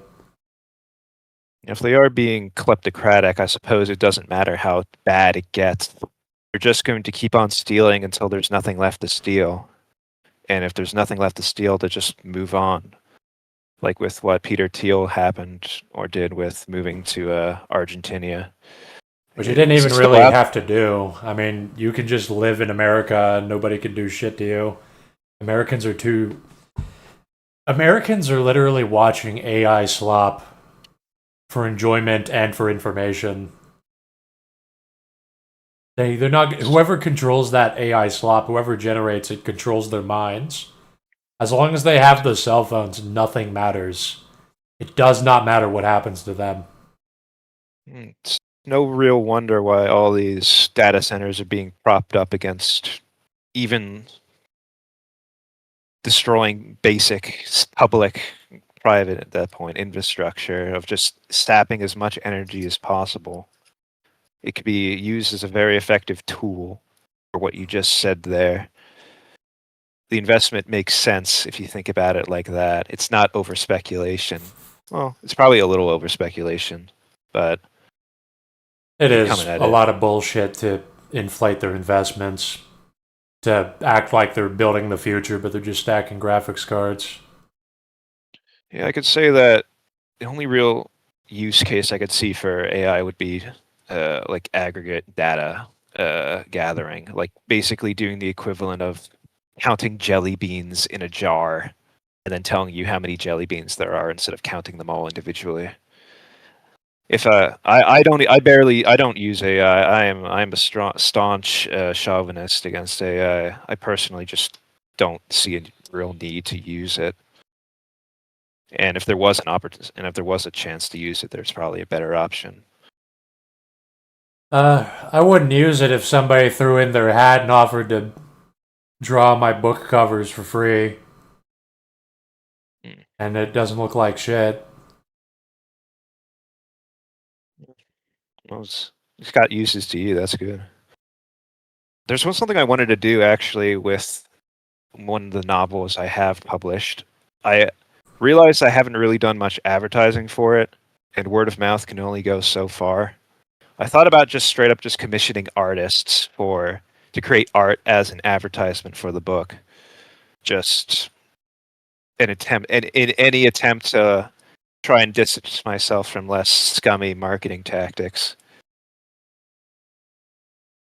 Yeah, my work. I saw Instagram was recommending to me when I was paying for ads on Facebook, which barely did anything. They were saying you should make like images and videos and stuff for Instagram to pull people into your book. I mean, I guess. Yeah, I have an associate, acquaintance, I should say, who actually managed to get managed to work for him basically, but he had someone else do it for him or help him out with it, and actually managed to get him traction. But I don't see it personally working for me unless I went down the just commissioning artists and then posting the art online, or even just pay-per-click advertising. Because hey, it's still good art if it doesn't if people don't click on it, it's still good art. It's still there. It's a lot better than some McDonald's or Dunkin' Donuts advertisement that's just there to get you fatter and degrade your body. Yeah, like I made an ad image for my Space Pirates book. It was not AI. I actually made well, I had 3D models because I was planning on doing something to do animations, but I just used those models to make this ad. I don't think many people have seen. It's only on Facebook, but I thought it was pretty good. I just didn't have enough money to throw at the promotion. Yeah, I'm in a similar state with that. Another reason why I just didn't market or do marketing because it's just expensive. Just time. I wouldn't say time consuming. It's just expensive. Yeah, for very little gain, and Facebook is kind of such a cesspit that's not even worth advertising on anymore, I think. No, I'd probably do it on. For me personally, I'd probably do it on Twitter or an app or any social media platform where art is shared around a lot. Because I know a lot of Twitter is just is just retards complaining or being paid to complain, and artists, and people eat that stuff up. They love it. Facebook is fucking abysmal. It's like it's just so much AI slop, just AI video, and then there's all these book ads. It's AI book. I have AI book covers, but I try to dress them up so it's not as obvious. These are literally like some Pajit or some retarded millennial with gauges in his ears is doing books as a side hustle, which means he had an AI write an isekai RPG with an AI generated book cover where the characters are like missing hands and stuff because of the AI fucking up. And it's just complete shit, and that's what would be burying my shit. Like that's why you have to compete. You have to compete with the volume of that sort of work. So many people are doing side hustles with just literally AI generated books. Like they just completely trashed the market. The only way you could get ahead of that is paying some Jew $1 million to put your books in Barnes and Noble and shit. Yeah, I originally wanted to go for a publisher for my present book, but the AI stuff is definitely making that a lot more pressing of a matter. If I have to compete with stuff like that, but it's what are they called? Agents? I forget the exact term for them, but you have to physically go through a middleman, through a publishing house that gets a cut of your success, a cut of your books, what your book makes in royalties, so that they could even publish it through the publishing house. It's not the best system, but then again, you have to deal with publisher demands and with stuff like you make. I don't think that's going to be pretty hard unless you find like a banned books publisher. Yeah, no, which you probably are. My book about a mad scientist, he literally talks about like the Zog and Jews and pedophile elites and stuff. Yeah, I don't think that's going to help a publisher. That's right. He's a supervillain in like a volcano layer with the death ray, and he's just talking about like liberalism collapsing and shit. Yeah, in my present novel, I'm trying to stay as far away from race and ethno-religious groups as physically possible, even to the point of where would-be races are relegated to language groups and not actual races. They are And they are basically or personalized and like distant enclaves that have similar cultural background but share no racial, well, I'd say racial similarities. Since they all speak the same language, they all have the same culture, and that's where I derive the would-be racial, well, I wouldn't say struggles, but I'd say just generalities of that matter of reality. It'd probably work out. yeah, you can do like the I'm not talking about black people, these are orcs, or you can be like David Icke, where it's like, no, not Jews, lizard people. Yeah, lizard people behind everything. Which it depends what I'm writing, because with space pirates, they don't talk about Jews, because like that's kind of a footnote in the grand scheme of things. What all happened that fucked up their society.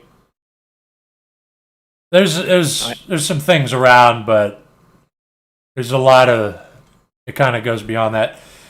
With whenever I write modern stuff, so far, like with Death Knight and the Mad Scientist, it's a lot of it inevitably gets conspiratorial, because if you're like if you're a powerful person, whether it's magically or like financially, you're going and you're smart and wise, you're inevitably going to deal with some problems in society that normie cattle will regard as conspiratorial, but people in the know it's just a fact.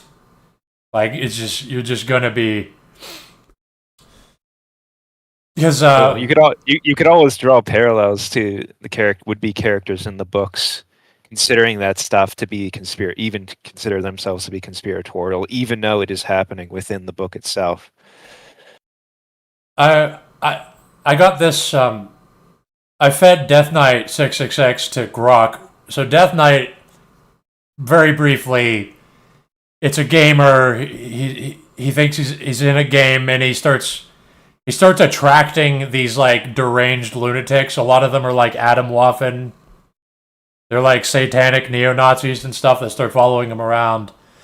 And he also he finds other players. Like there's legitimately like these are from tabletop sessions. One guy was literally playing as a Chantard that wanted to resurrect the Confederacy using necromancy. So when Death Knight talks to these people, yeah, they say slurs like all the time. But the way the tone of the book is, I just present it matter of factly. It's like, these guys are just saying this.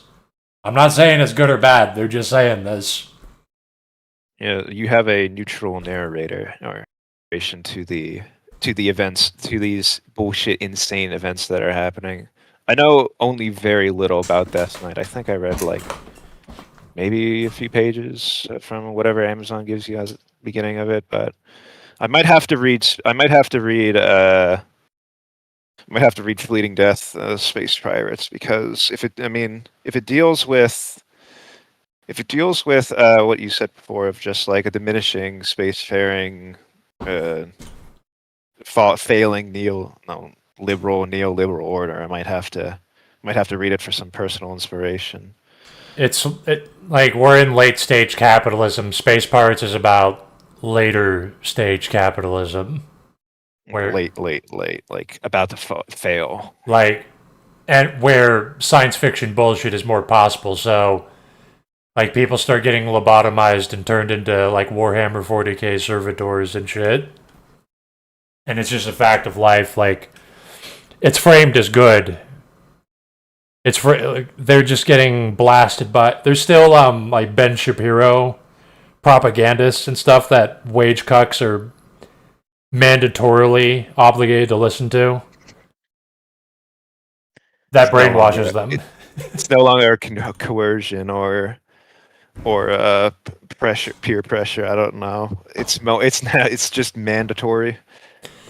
It's literally like It's what's going to happen in real life. Your employer's going to have so much leverage that you're going to live in Walmart housing, and Walmart will mandate that you have to have Ben Shapiro playing over intercoms in your house, like, at all times, or Mike Reminds Rowe or me- something, or Dave Ramsey. Sounds like what Lowe's does currently, from my working experience that I had there last year. Was it last year? Yeah, 25. They would constantly play videos of their CEO, who was just like you or me, just like you, grew up from the same place, started working like $1 an hour, and he rose up to the highest positions possible, and you could be just like him. It's just that constantly. That's He's literally, playing, yeah, it's playing in the break rooms. yeah. And luckily the people there muted it, because they obviously, it was like, yeah, we're seeing right through this. We know what's really going on here. In Space Pirates, the pirates, they walk into a space bar, and there's wage cocks there because it's kind of like a neutral zone. So there's like feds and wage cocks and criminals and shit there. So one of the pirates actually starts a bar fight because the wage cocks were blasting the radio, where there's like a Ben Shapiro guy who was shrieking about how the CEO of the mining company started from nothing and is selflessly, generously giving back to all of us, and the parasites want to steal from him. So then the pirate starts antagonizing the wage cocks, and then shit happens. But basically, they get into a giant bar fight and they start a fire.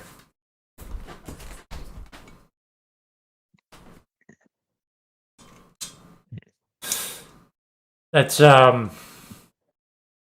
it's a little bit. You kind of got to go through the checklist. You need to have like when I'm like writing Space Pirates, at least I'm like, these are all characters that are all real people. They all got their own things going. There's also the overarching setting and all these like forces happening. It needs to be like real life. And I'm also doing a checklist of like, bad shit right now. Let's make it even worse and ridiculous, and just try to hit all the check marks.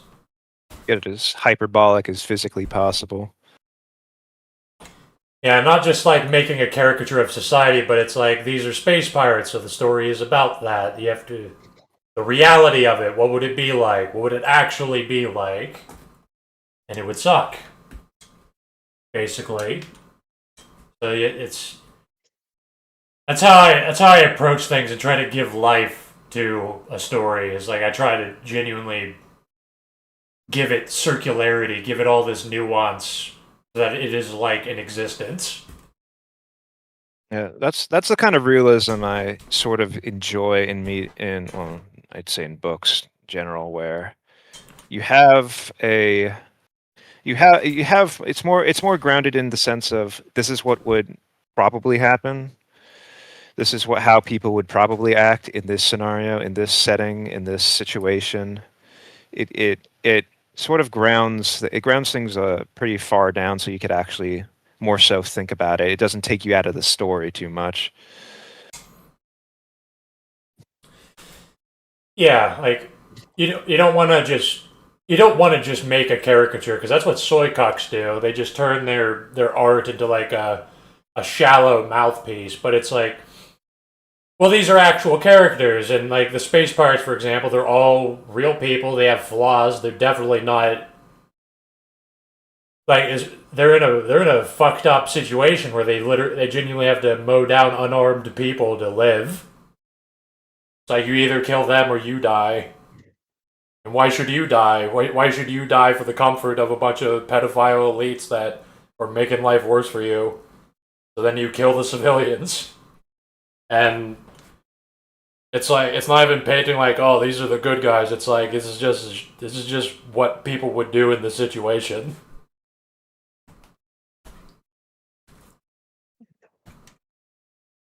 Because like Lord of the Rings was realistic. It wasn't just about. It was about like, yeah, evil literally, physically exists. and then it depicts realistically how that would play out. And it not only is it's not fixated on good versus evil, it's fixated on how would civilization and people play out if there were different races like elves and dwarves and humans and hobbits. And magic is real. There's literally magic confirmed for a fact. Yeah, it's magical realism. It still has all the inferences of reality in a fantastical setting. I'm trying to do that, but I'm trying to do that presently with what I'm working on, but it's very hard. It feels very hard to merge that into a military sci-fi setting, but I feel like when I make the next draft, there needs to be a more of a grounding with sort of that magical sense that I have in the novel. Talked about it a little while ago. And Notes. You that's just the only advice I'd give you is that you try to make sure you don't have to. Not all stories have to be this way, but I think it's a personal preference that people in the media enthusiasts that like deeper media tend to gravitate towards is when media has a life. It's like Fallout New Vegas. Why do people like that more than 4 and the TV show? It's because it has a life. It has a deep rationality. And it's there's this wacky shit, and they realistically depict the consequences of the existence of those things. That's what's cool about. I'm writing about wizards too, and it's not just about look at these wizards. It's not just wanking myself off and writing about elves, because normies do this all the time. Normie dungeon masters and writers, they just wank themselves off, impressed at their own ability to aimlessly write history about shit with no real meaning to it. They'll write elves for the sake of their being elves, or dwarves for the sake of being dwarves, with no real reason, rhyme, or deeper meaning behind them. Just as a looking cool element, I'd say. Yeah, there's no real point to it, and they don't know enough to accurately depict an existence. It's just it's just the normie brain where they're just doing these shallow spectacles and really awful comedy and stuff. And it's there's the elves, the empire of Glindor, and they were founded by the gods because they're this one goddess who was really cruel, so they built a bomb to blow her ass up. Isn't that crazy? They bombed her fucking ass. And then they ran around being the new gods. That's how normies frame their history. Whereas I've told you I'm writing a story about a wizard, and it's the fireballs, the necromancy and stuff, that is all a footnote. The actual shooting fireballs and mind control is all in the background. At the forefront is the philosophy. That's literally almost all the mages do in this story is they just kind of wax philosophy. They kind of ponder on things. Sort of more or less a means to an end than the end itself. Yeah, it literally.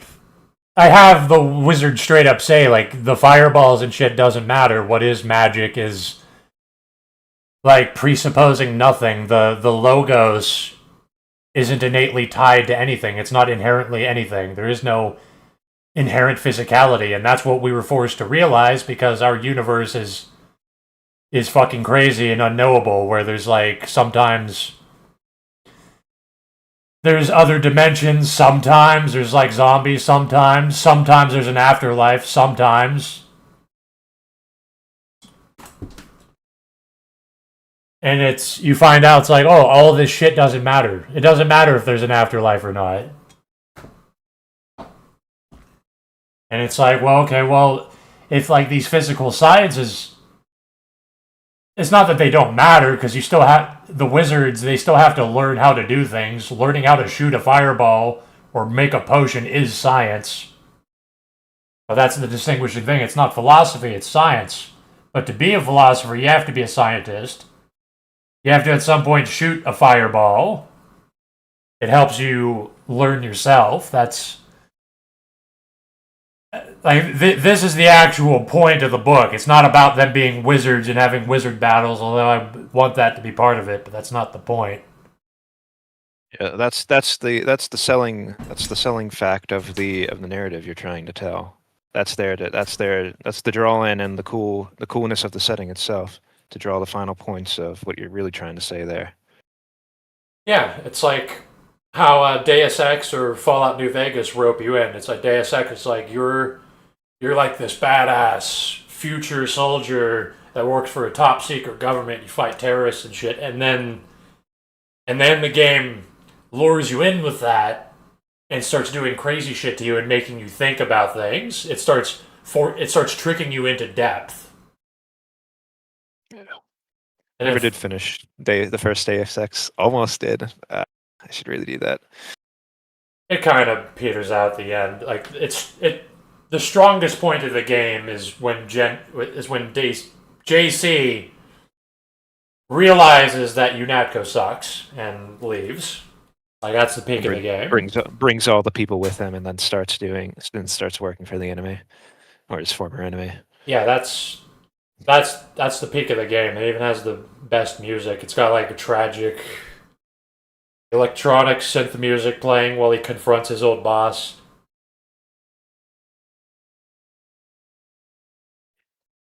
It's such a good scene too. Like it's genuinely good writing.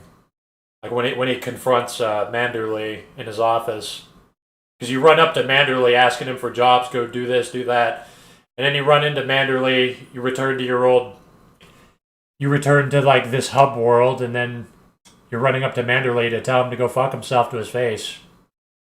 You're like, I thought this was a good organization. I believed in it, but it's you're all pieces of shit. It's all a lie.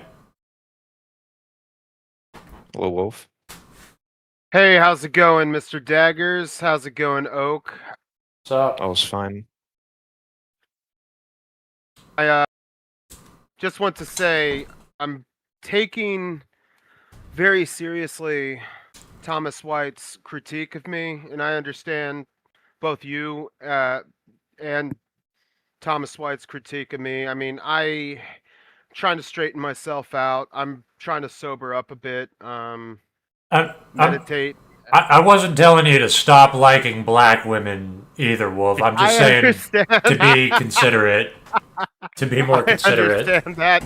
Well, you're talking about like people forcing their ideas and all that, their cringe levels on other people, not respecting other people's space. I understand that completely. I mean, I've been going through my own problems.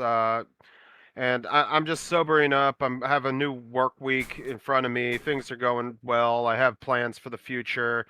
I understand where Thomas White was coming from. I'm not rot maxing as much as he says he thinks I am, but I understand his concern. But I'm trying to change things up a little bit for myself in my streams and my own personal life. I have goals and obligations coming up, but that's it.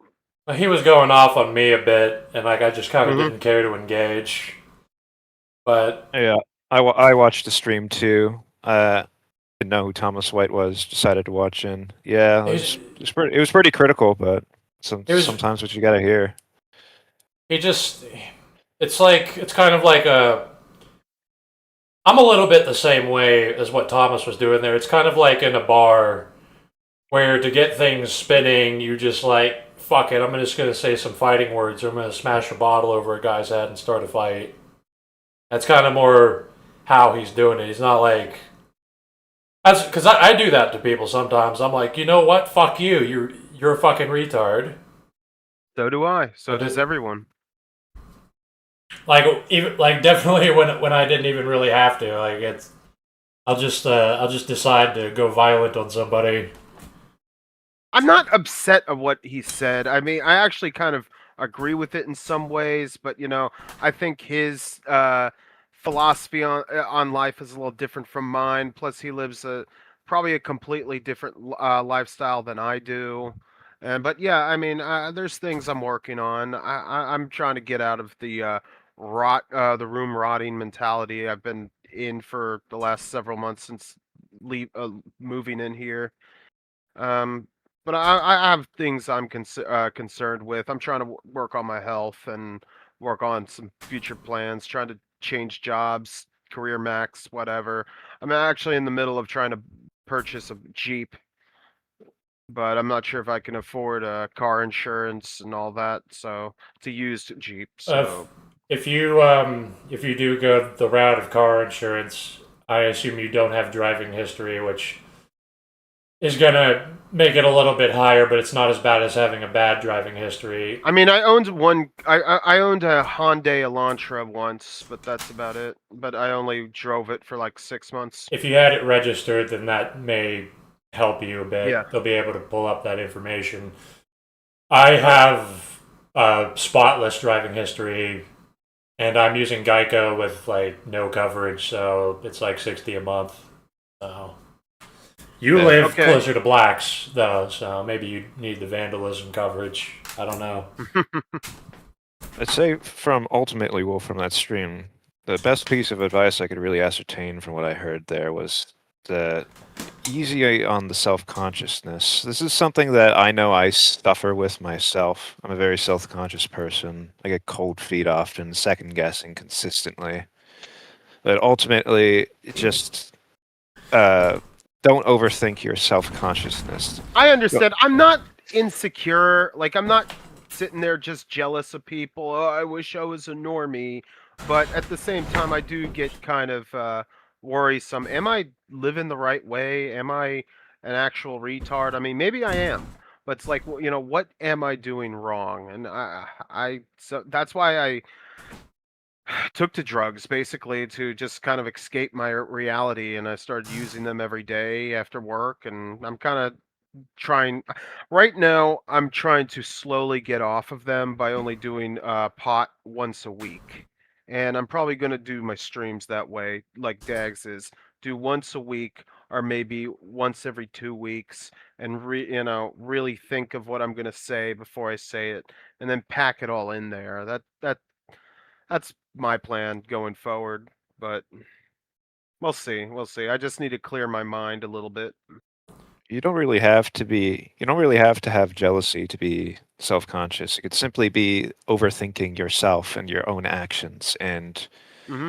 and more of like you may self-reflect on who you are, who yourself is in itself and start questioning things that need not be overtly questioned. Like you say you're taking things easy, and that's probably the best path to take. Hmm. But you say that you need to. I mean, with me, I just jumped on here. This is my first time on the Cyberstream. Even said in the chat earlier, I had cold feet of joining in with all the writing talk and whatnot. But I did it anyways, and I'm here now. I'm just saying stuff. So yeah, don't overthink it. Oh, you said you're a novelist. Yeah. Yeah, could you like send me a link to your like books? I could buy them. I could buy one or two or see what you're about. What is it about? I'm just kind of Yeah, I curious. was gonna give you a chance to talk about your books because I've been jacking myself off for a while.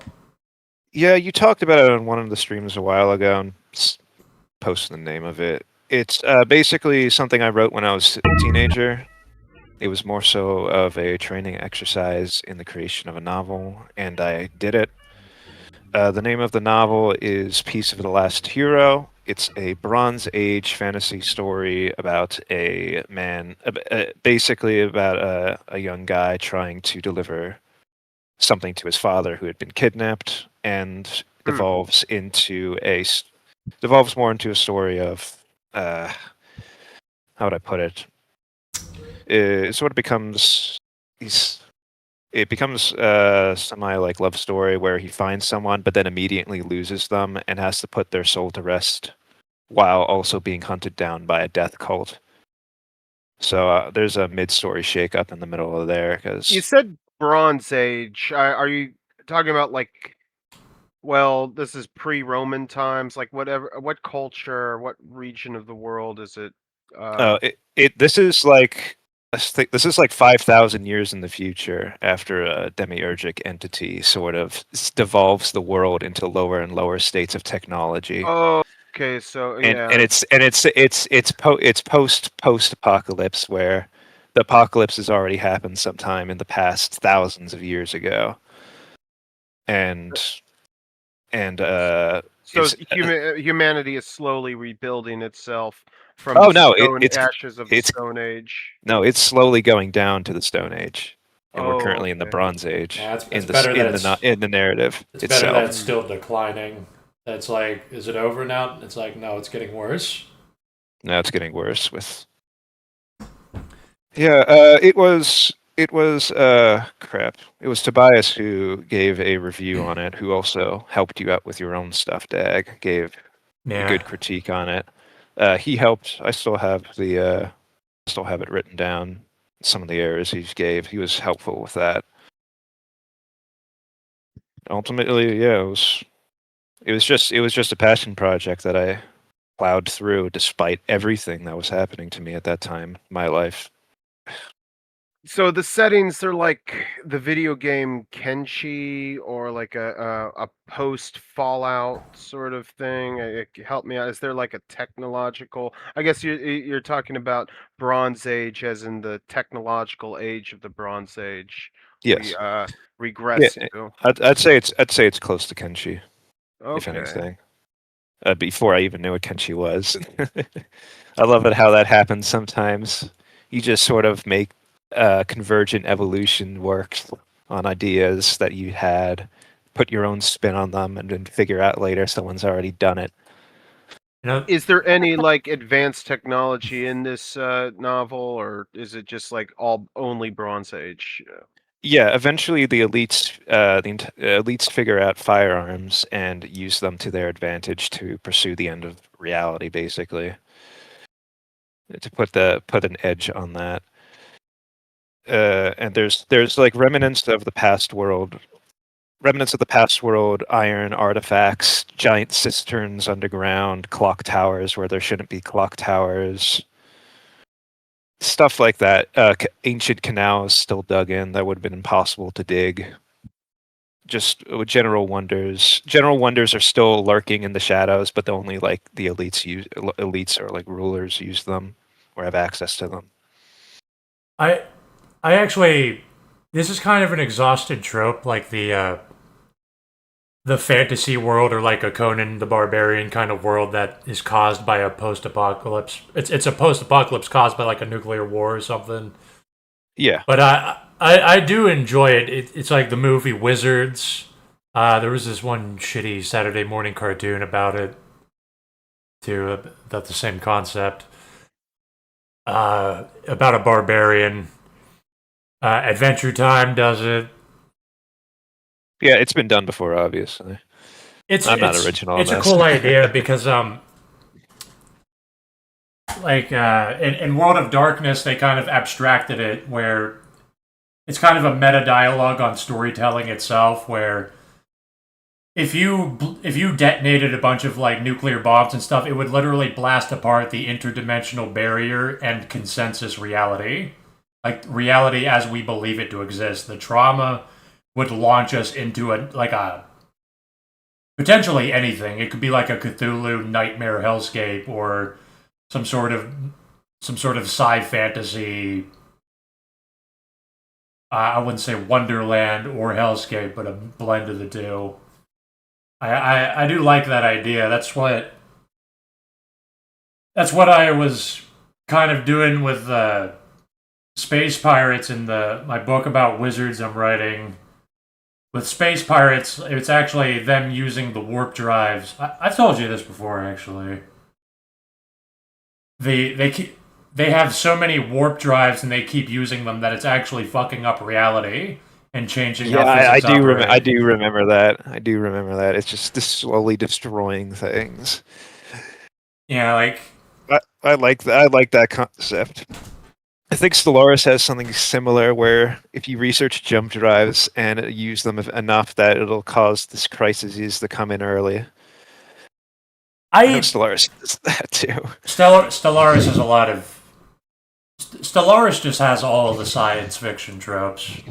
Yeah, it's just a massive collection of basically all of them in one giant sandbox. That's why I keep for you to have fun with. I've played like 10 different empires. Has so much replayability. Yeah, I'm sort of lost on Stellaris too. It's like a writer's sandbox. It's like it's peak interactive media. You can do whatever really you want. Yeah. You can run your nation however and make your own stories. Yeah, it generates a story. Like I was what was the last guys I was playing as? I tried America. Rogues. No, I made that because some Redditor was asking, how would you make America as an empire? I'm like, rapid industrialists where they mine all the planets into a tomb world, merchant guilds that control the democracy, make all the Americans are fat with noxious breath and disgusting and ugly and stupid. But what I was playing as a rogue servitor, which is it's one of the 3 crazy AI types you can play as. Is that the assimilation one or the one where you make biotrophies? There's the determined exterminator, there's the assimilators, and then there's the rogue servitors that, yes, you obsessively collect and store organic life and put them in, like, whatever it's kind of abstracted. It can be whatever you want. But you're basically like in these enclosed, perfect, comfortable environments. It's like Wall-E kind of. Yeah, it's pampering. It's mandatory. The rogue servitors call it mandatory pampering. Yeah, and they have no agency as a result of it. Yeah, you have comfort, but you have no self-determination whatsoever. Your life is entirely controlled by the rogue servitors. I also went full on. I made my AIs. They're all nanny bots that are charismatic. They're perfectly adapted to manipulating, seducing, and pleasing organic life. And it was interesting. It's like there's a lot of replay value in how different the empires are. Because before that, I was playing as vampires, just fucking people up. Just enslaving and making zombies. But the general idea of like the post-apocalypse, not caused by a disaster with fleeting death. It's more the apocalypse was just like the natural decline of liberalism, and then a little bit of the technology. You know, like how technology will ruin the environment and have all these unforeseen consequences. It's like if there's warp drives, then it'll actually thin the fabric of space-time to the point that various things start slipping in. It makes a good finale for the novel, I'd say. No, it's not going to be that. It's not going to be that bad. That's this series is not going to be extremely climactic and eventful like that, where they're like the Avengers. They're at the forefront of all the action happening. They're more like the rats in the walls, just trying to survive, and like trying to make it to the next fucking dog bowl. Yeah, I don't like explicitly the space pirates. They're not supposed to be the center of everything. They're completely insignificant. They're kind of infamous in the area they operate in because they repeatedly raid and kill people in it. But in the grand scheme of things, nobody gives a shit about them. See, that's sort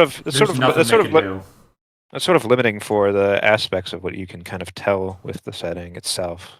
But no, you don't need to rely on what's outside of them to tell the story, because I compensate it with their characters, their philosophies. Like they ruminate a lot. And that's something I did hear you say a lot of. That it's just them. It's almost like a fucking uh Russian artist. Russian novelist. I cannot pronounce the name of. Roadside Picnic, No, not Roadside Picnic. Fucking Dostoevsky. Metro, Dostoevsky. Fucking hell. Dostoevsky. You mean Pride and Prejudice or what? Yeah, that's what I mean. Almost in that same sense of two guys talking in a church for like 5 chapters. Yeah, because fiction is already constantly obsessing with outwardness and action. It's like, well, I want something more realistic and normalizing. This, this is supposed to be the script for an animated series that I would want, and it would definitely be better as an animated series, visual medium, than a book. It's better in audio format, actually, which I did make. I'm seeing the limitations of what novels are able to do, and I'm seriously considering just doing what you also did of trying to make an interactive media of the story settings that you want to tell or would tell. Yeah, I'm wanting to get to that point, but it is fucking hard. Not everyone's for it. Not everyone's yeah. built Not for to it. mention, nobody works together. We're all working on our own solo projects that we don't finish. That too. It takes a team. It takes a team to do these kinds of things, especially fucking games. Yeah. I mean, what do you have to say, Brent? I was gonna say, yeah, it'd be pretty cool if like we all did like a collaborative thing. 'Cause, I don't know, we might all get something done then instead of just doing it solo and not being able to get much progress in anything. See, the problem is that there's no compromise, and I'm not willing to compromise either. I'm like, it needs to be about my shit, and then that's what other people are thinking too. Yeah, I'm okay. I'm cool with anything. Like, Because it'd be cool to just collaborate in general, like with anything. I don't care who leads it. like I made Fleeting Death pretty versatile. That it can do a lot of things. I still want the kind of like Star Wars Battlefront 2, but better kind of game, or like a Ready or Not game where it's more, instead of being a SWAT team, you're space pirates murdering people and taking their shit.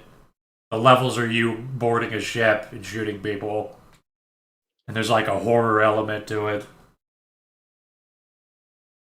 You want it to actually be pretty cool that you could do it like Lovecraft did, where everyone can like write in some like stories for them, and you can decide whether or not to make them actually a book or not, or the story. Collection of short stories culminated in one project. Yeah. Oh yeah, that could work. You have the setting, and then you can have what Dag said about the compromises be done by you in that short story. Yeah. Like a comic, It- like a that, comic, like a graphic novel having various other art styles through other artists. Yeah. Almost like what the Halo graphic novel Yeah. did. So, like, my compromise would be like my settings are generally very versatile. Where I'll tell you, like, you in this one area that the stories I have planned are happening. Like, I already have a plan mapped out. But outside of like beyond the proximity of these characters and their story, you can do pretty much anything. We could tell pretty much, because generally the stories that we seem to want to tell is about civilization in decline, and like people waxing philosophy and surviving and dealing with it, which is Yeah, that's what basically Piece of Last Hero was when I wrote it. Just quite literally someone walking through the apocalypse and dealing with the consequences of him being wrapped up in it. yeah, like that's the impression I got. Is like you're also writing about decline, and I feel like if I would like to think maybe in the future all the soy cuck.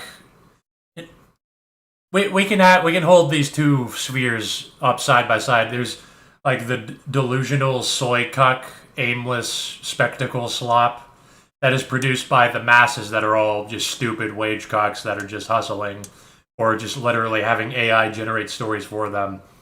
And then you have the flip side, which is like dudes like us writing about society in decline, writing about philosophy, writing about realistic survival in fantastical circumstances, writing about real consequences of even magical stuff happening.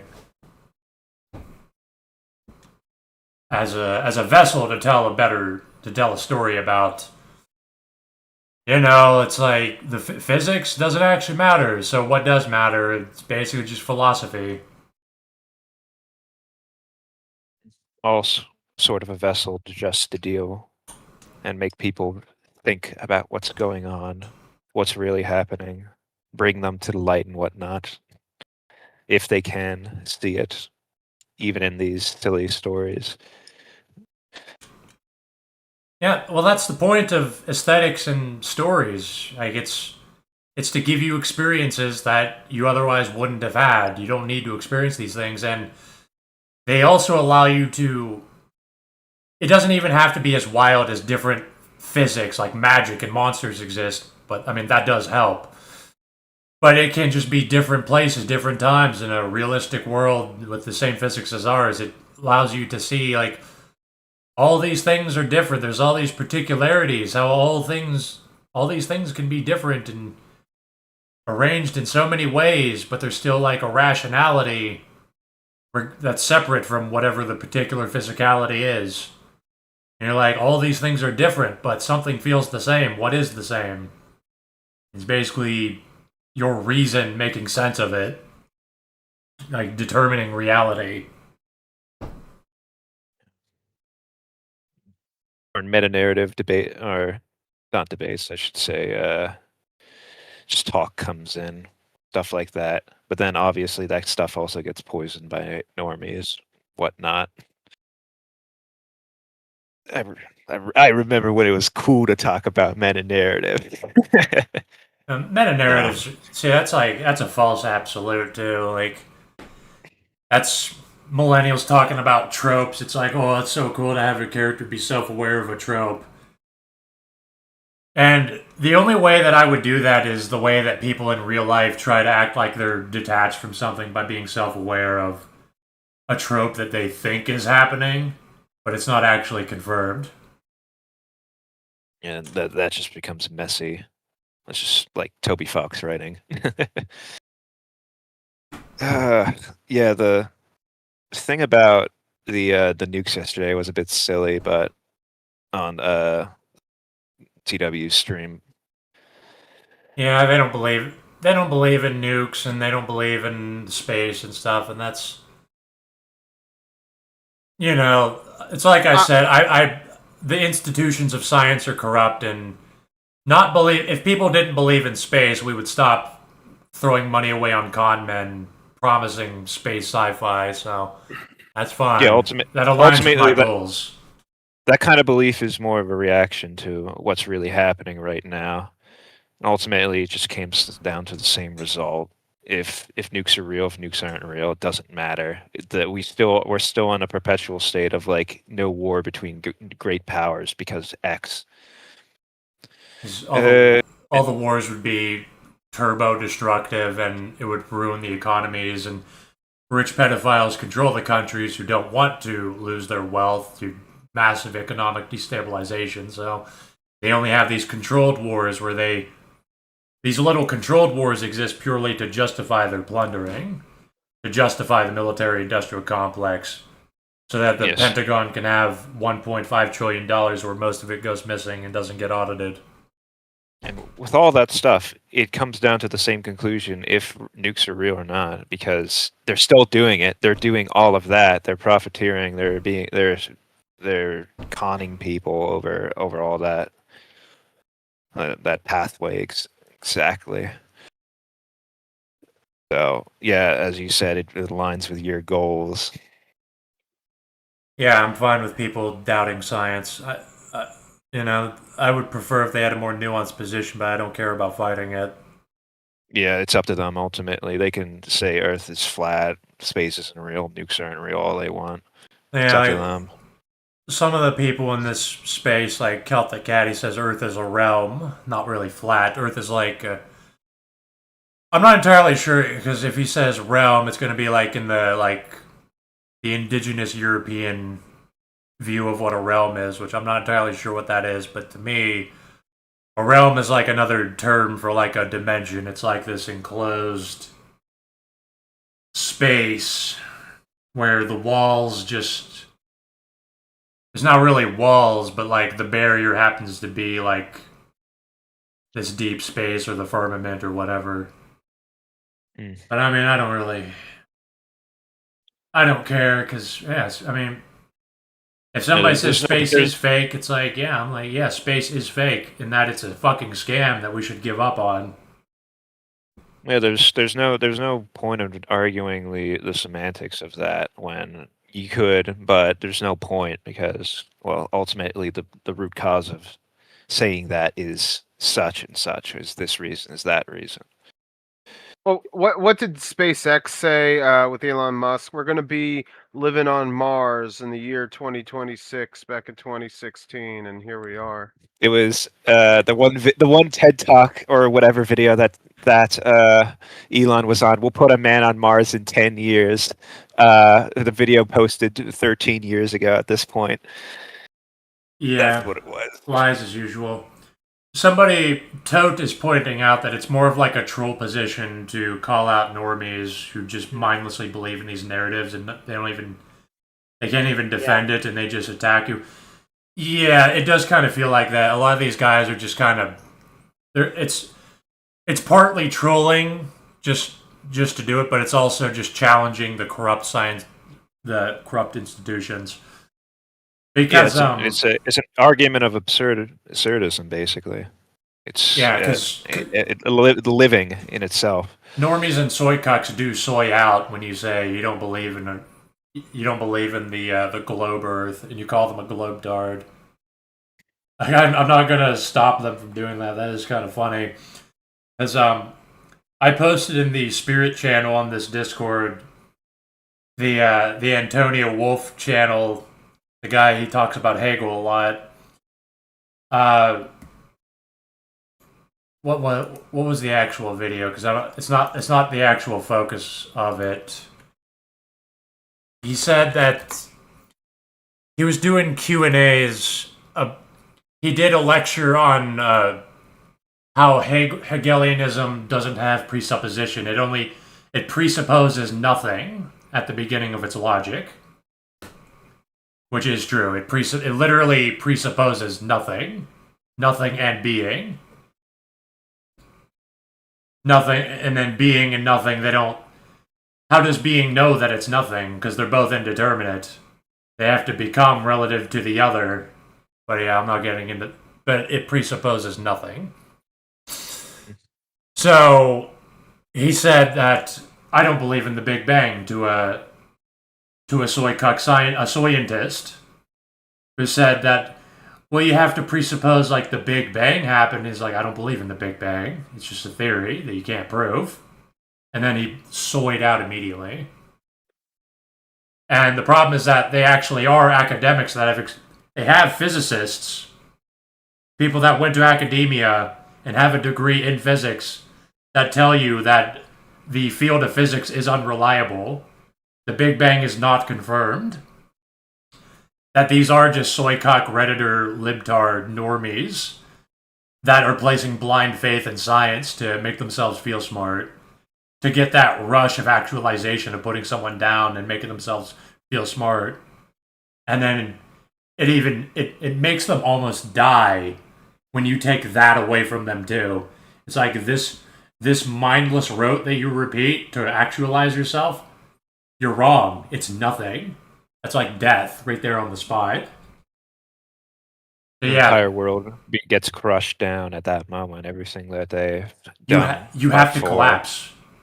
You're like an empire. You have to collapse back to nothing and reassess everything.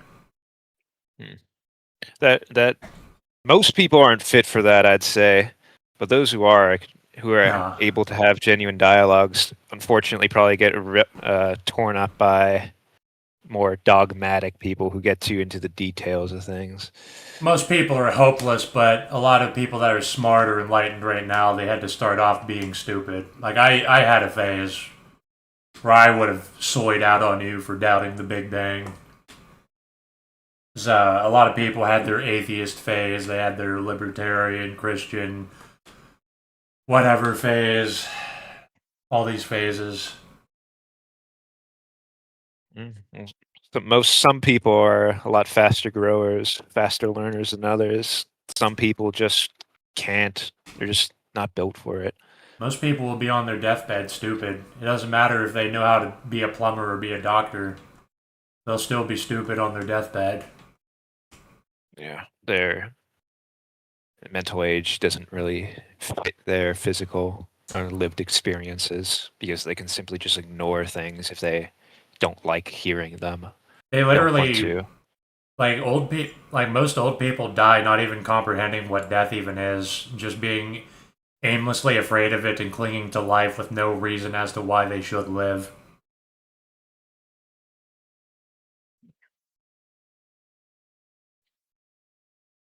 It's sometimes difficult to snuff out those people who are able to actually contextualize that and live above their mental age, I'd call it. It's kind of hard to scope those people out. Like, Make good friends with them. you can't know what lies in somebody's future for sure, but you can assess where somebody is currently, where they are in life. Because I look at some people and I realize like this person, I wouldn't. They're still kind of, dumb. They're not enlightened, but they're like almost there. They're not. Yeah, you can almost tell. Like, it's like you have to stick around for them for a long time too to see where they go from one point to the other. With that, If they're on the low end, you don't even want to be around them because it's like you're still here. they're just a waste of time. Like there's only so much you can do for them. Like who said Kubrick said that you have to give people experiences, not just say words at them. It's like I see this example frequently get used. It's like a guy, he sees his friend who has fallen for a girl that is obviously bad for him and gives off a lot of red flags. And he's learned from experience if he tries to confront his friend, he's just going to lash out and call him jealous and say, stop talking shit about his girlfriend or whatever. And he's like, okay, well, he's going to have to learn this lesson the way we all do, the hard way, through experience. And that's a tragedy. It's a tragedy. I'm a Spurg, so when I see that kind of stuff happen, I cannot help myself but point that stuff out. Yeah, it's like you have. It's really fucking annoying, I'd say, even to myself, but it's almost like my nature. you have the drive not only to prove what's true, but to also you're testing your theories that way. You're proving that what you believe and what has become yourself, your base of knowledge, is true. You're determining like, is this true? Like you're sussing out the limits and sharpening it. But to take from that when you're wrong is even more harder feat. It's actually the hard feat in that, I'd say. The truth is, as this was something that I only learned like the last few years, is that truth doesn't need you to defend it, and you can allow people to be stupid. It doesn't matter what they do. Obviously, if their stupidity is going to adversely affect you, I guess you should do something about it. But when you make that exception, nobody is really certain what themselves are, what is the self, because they've externalized themselves onto a bunch of things, including their country or society in general. Yeah, I had a lived experience that was like that, where I had to sort of put my foot in the door and say, hey, this is going to affect me, because the exact scenario was that my family was gifted a scam energy saver product that you plug into your wall, sold by scammers on eBay, Chinese scammers on eBay, and they sort of they like I had to explain to them, I don't want this thing catching my house on fire. This is a scam product. I'm sorry I have to say it out loud, but I'm worried this thing's going to catch my house on fire. That sort of ended in a stalemate, unfortunately. But I made my case at least. Yeah, obviously, the problem is that people don't know what they should actually care about, and only knowledge can fix that. Yeah. So that's If your house has to burn down to figure that one out, then I mean, it will happen. It can happen, and you'll have to learn from it that way, if not this way.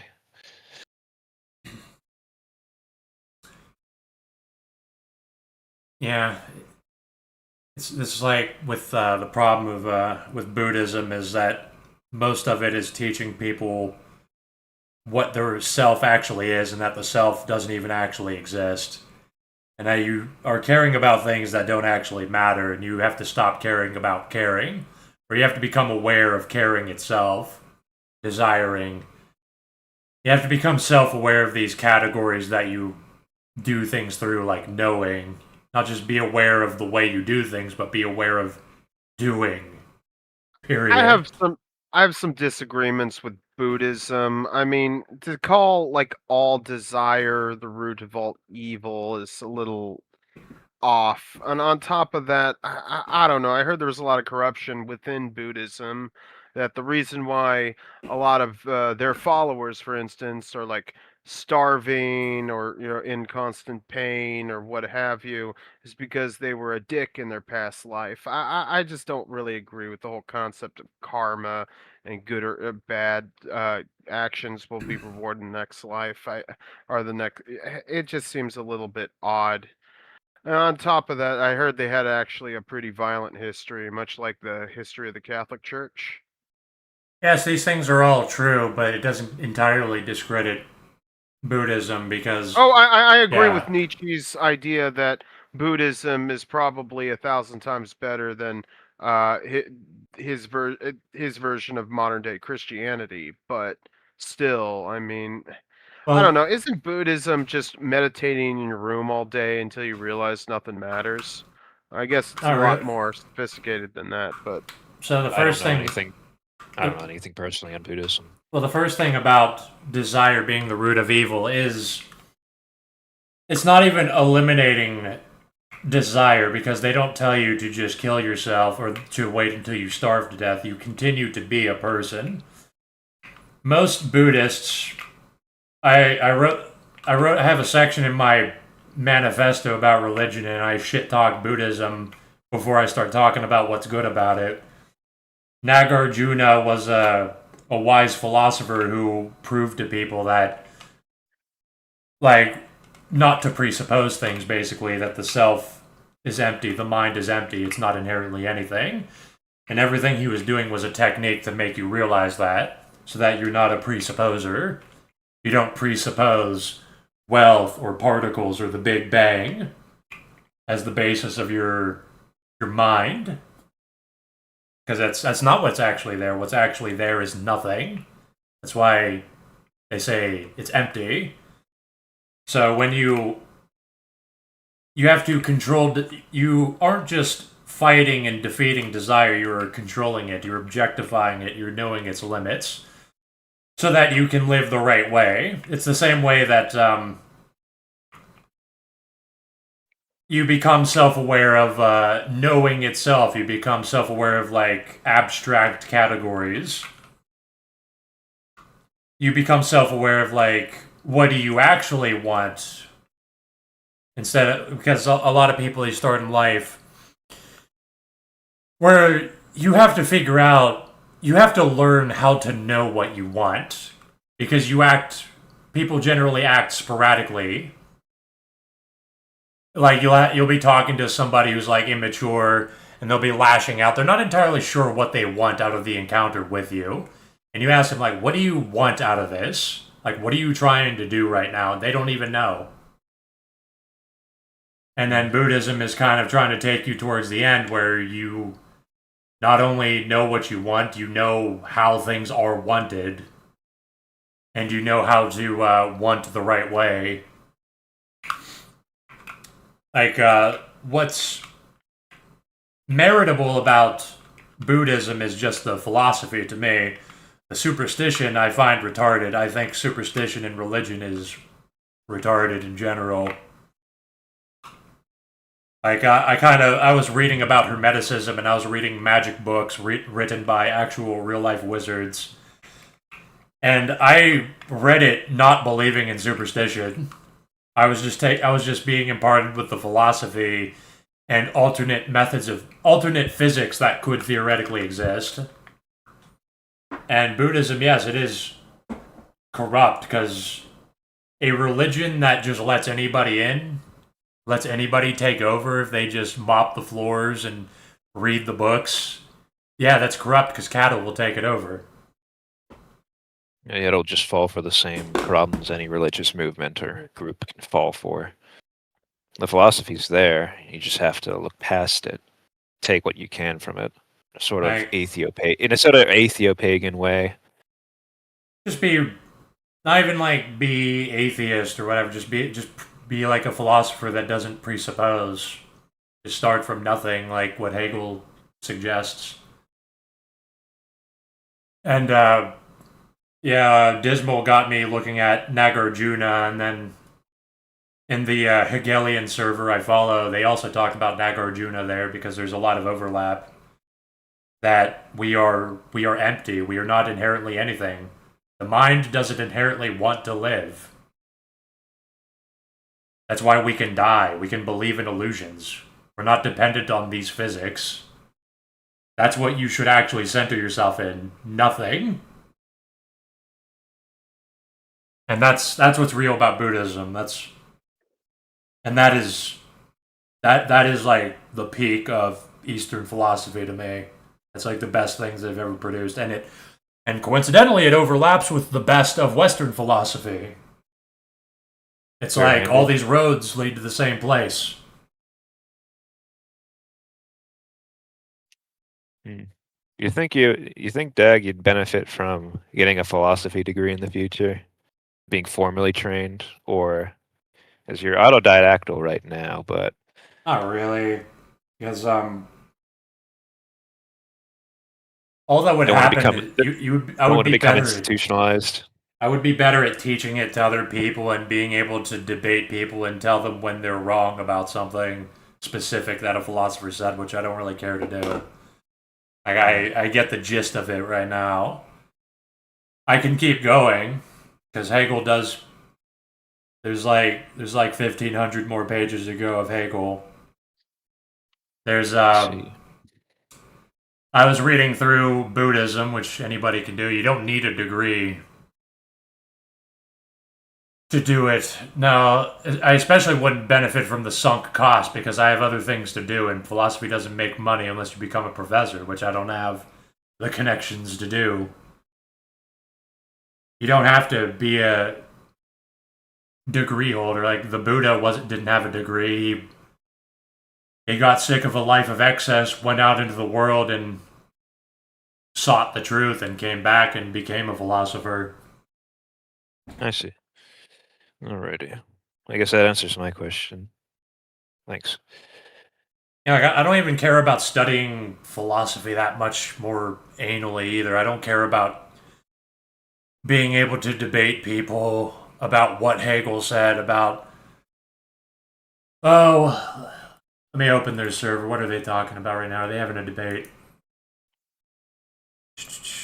Early entry into the logical domain involves the self-sublation of mediation. In that sense, it is mediated, but the mediation involved is a suspension of otherness, such that self-mediation is incommensurably and exclusively the only valid operation available for truth and in its execution.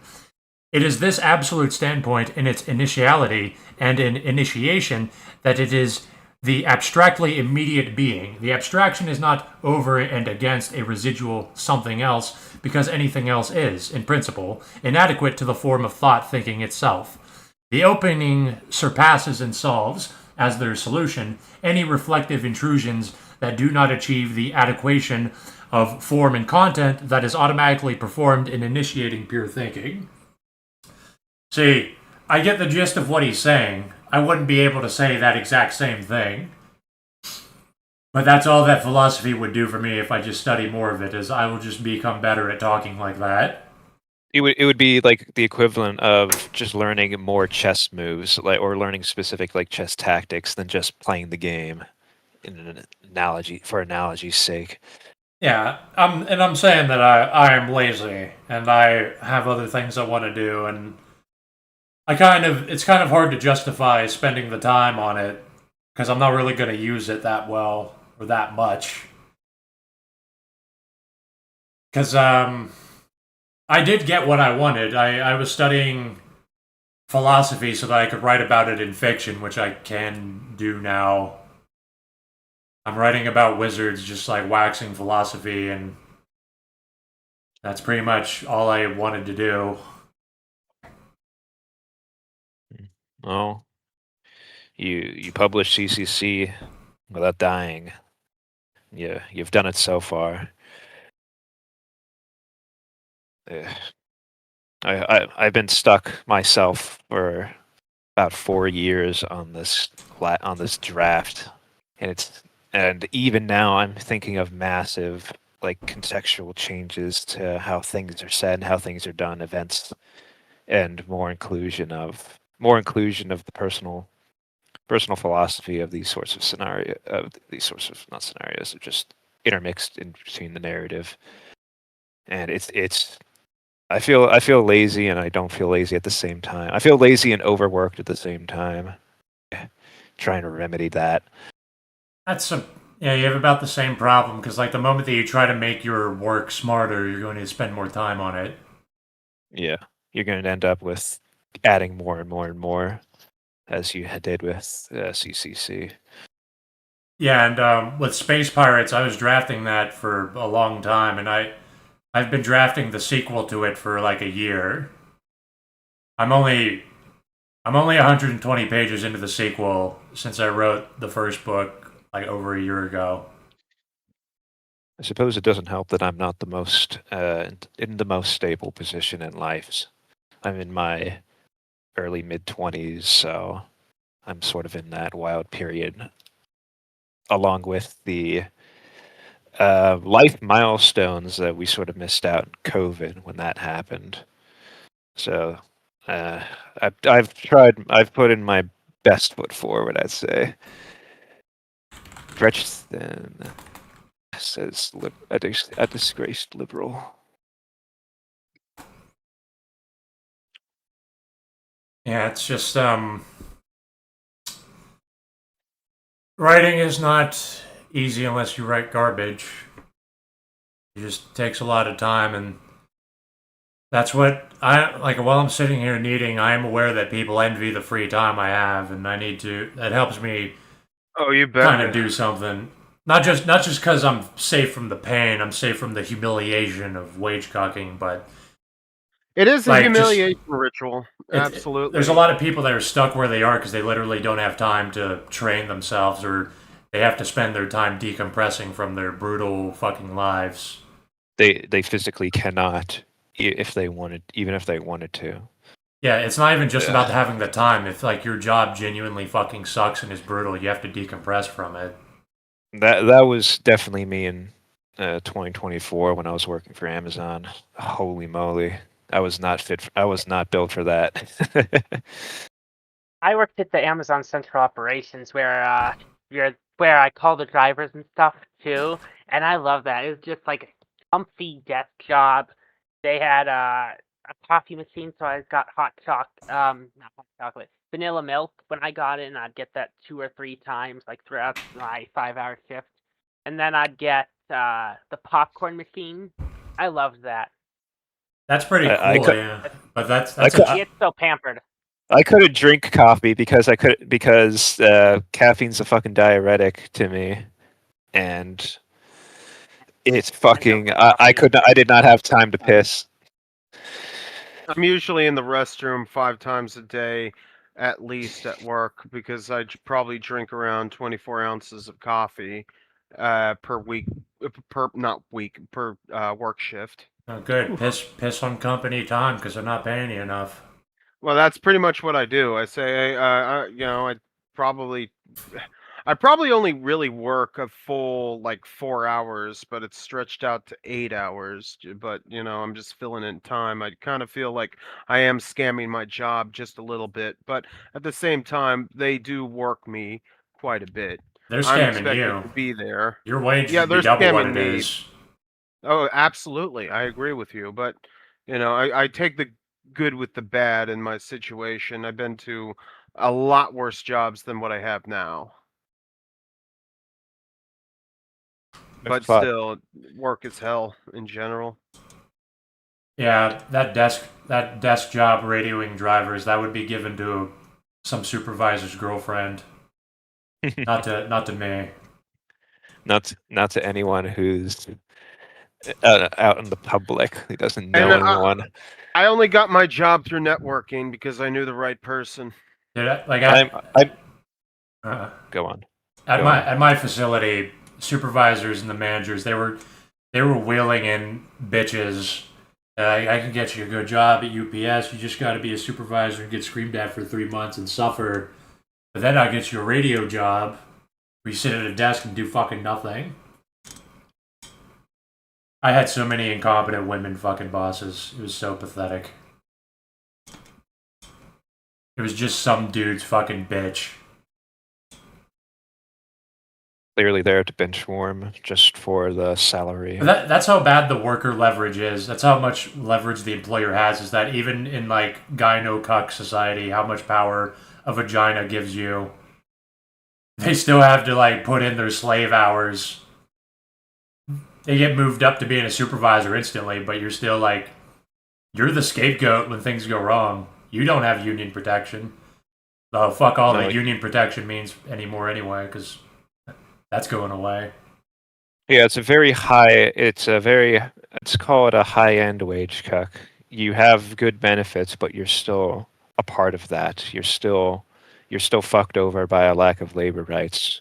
You may have it good, you may have it a good salary, you may be in a high position, but you are still beholden to that, and that will eat you alive if you let it do that. My supervisors would literally, they would get screamed at in their fucking face and they would walk away shaking their heads with like glazed eyes over. They would go to the bathroom and I assume they would cry. Mm. Cry or scream and punch walls. Even when you have it good, even when you get up to that point. Well, Yeah. supervisor is just the dude above me. He's just the dude managing the belts. No, the middle manager. It was cushy compared to what I was fucking doing. I never took that job because they always blamed the supervisor when things went bad. I've been plotting. I've had a general desire to do quote free labor, where I'm working for myself in a garage, not indebted to anyone or not coerced to fucking working for a salary. Watch But out it's for hard. boomers. Watch out for boomers using zoning laws to run you out of business. Oh yeah, I'm aware that a fucking HOA would probably eat me alive if they ever found out. Is saying that publicly, by the way. I had a Mexican. away. I had a Mexican mechanic who did really good, cheap labor, and the other mechanics in town ran him out with the zoning laws. They got the cops after him. He literally had to Yeah, leave town. I say let him come. I don't give a shit. I'll die. I'd rather die standing than fucking being miserable for the rest of my life, having to play these games. If anything, it's just you can't do. I haven't even reached the point of fucking having a wage where I'm able to even be possible to do that. Just fucking like stamping metal in my garage or like making fucking biochar because I have horticultural background and I know that shit is in high demand. But this is just slowly turning from free labor to business talk, so I'm not gonna humor that too much. It's Small business, I should say. I won't tell you not to keep an eye out and see if you can get a hustle in. But a lot of people are hustling. Like there's no computer repair jobs. Just doing it yourself. That only existed like 20 years ago. Now everybody does it Yeah, and it's worthless. yeah. Unfortunately, as I said, you can't. It's like you can't even get to that point anymore. You have to have. You have to spread out your your capabilities, and that is fucking incredibly hard for the average person and impossible for me. I can't have a 9 to 5 job while also running a business. I am not built for that either. There are dudes at Amazon who are doing that and fucking like quit like the first week. Uh, Yeah, the only thing you can really do is sell drugs on the side, which a lot of people do. ugh. Shame, Plumber, shame, shame that we even got to this point. It didn't plumber, have to be this way. plumbers sell weed, coke, meth, and pills. And I would consider a plumber with their own. That's not an apprentice or journeyman working with their own tools to be free labor, even if you're at that point. Well, they're lazy Ugh. scammers. Like these are dudes that their dad owns the company and they're gonna inherit it. They're like lazy, fat, stupid scammers that they lie about how much money they make and they sell meth on the side. That's it. That's the only way they can do that is because they are lazy fuckers that just kind of scam people. Ugh. I know it's like that for HVAC. There's a real nasty HVAC company around here that does that fucking scams people that my friend interviewed for, and oh my god, it was like his second interview he ever did. Uh, and, it to write that would be hackish if I fucking put that in a novel. It would be hackish. Reality loves to make stories like that. Just something that's fucking unbelievable if it genuinely did not happen. I had to overcome that. I'm like, this sounds too ridiculous, and then I had to realize, well, life is like even more shallow and brain dead a lot of times and absurd. So I'm Yes. not like don't make the spectacle, realistic and grounded in an overarching rationality somehow, but don't be afraid of like absurdity and stupidity. Yeah. We love. I love it. I love a little bit of absurdism. The Uh, area you describe, Oak, that you're from, it kind of sounds like me and Dag's area. yeah. Dag lives somewhere around Pittsburgh. Where do you live? I live somewhere near where Dag's is. Oh, that's cool. Yeah, it's. I say it's on the edge because it's right on the edge of fucking civilization, and the Rust Belt wastes for miles out Are you are west. you are you in Pennsylvania? Yeah, I'm around the Pennsylvania, Maryland, DC area. Okay, okay. So The you're in the bad part. you're in the Wawa section of PA, not the Sheets part where me and Dags reside. Got it. It's yeah, I suppose, but it's more or less a battleground. I want to say between the Sheets and Wawas, but that's pedantic. Oh yeah, like near. Yeah, okay. I got it. You're, Yeah, but it's like right on the cusp. Like I could have a DC job if I moved, but I can't.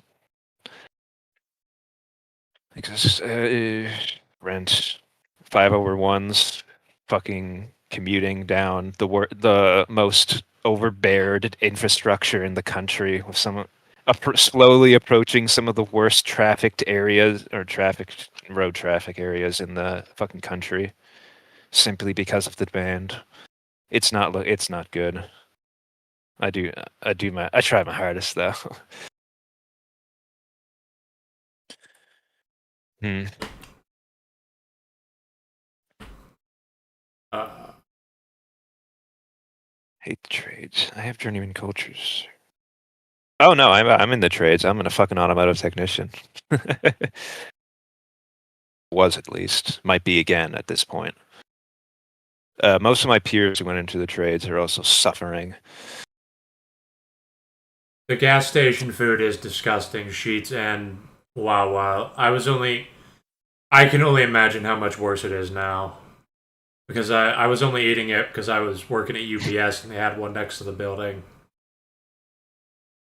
yeah, that's But the only reason why I ate at Sheets as well, because it was you know, at my convenience of work area. I felt But so guilty, but it's like me I too. love those fucking I love those jalapeno bites and the mac and cheese bites and dipping them in the Dr Pepper barbecue sauce. Mm. There's subs, there's sandwiches, they're hoagies, whatever.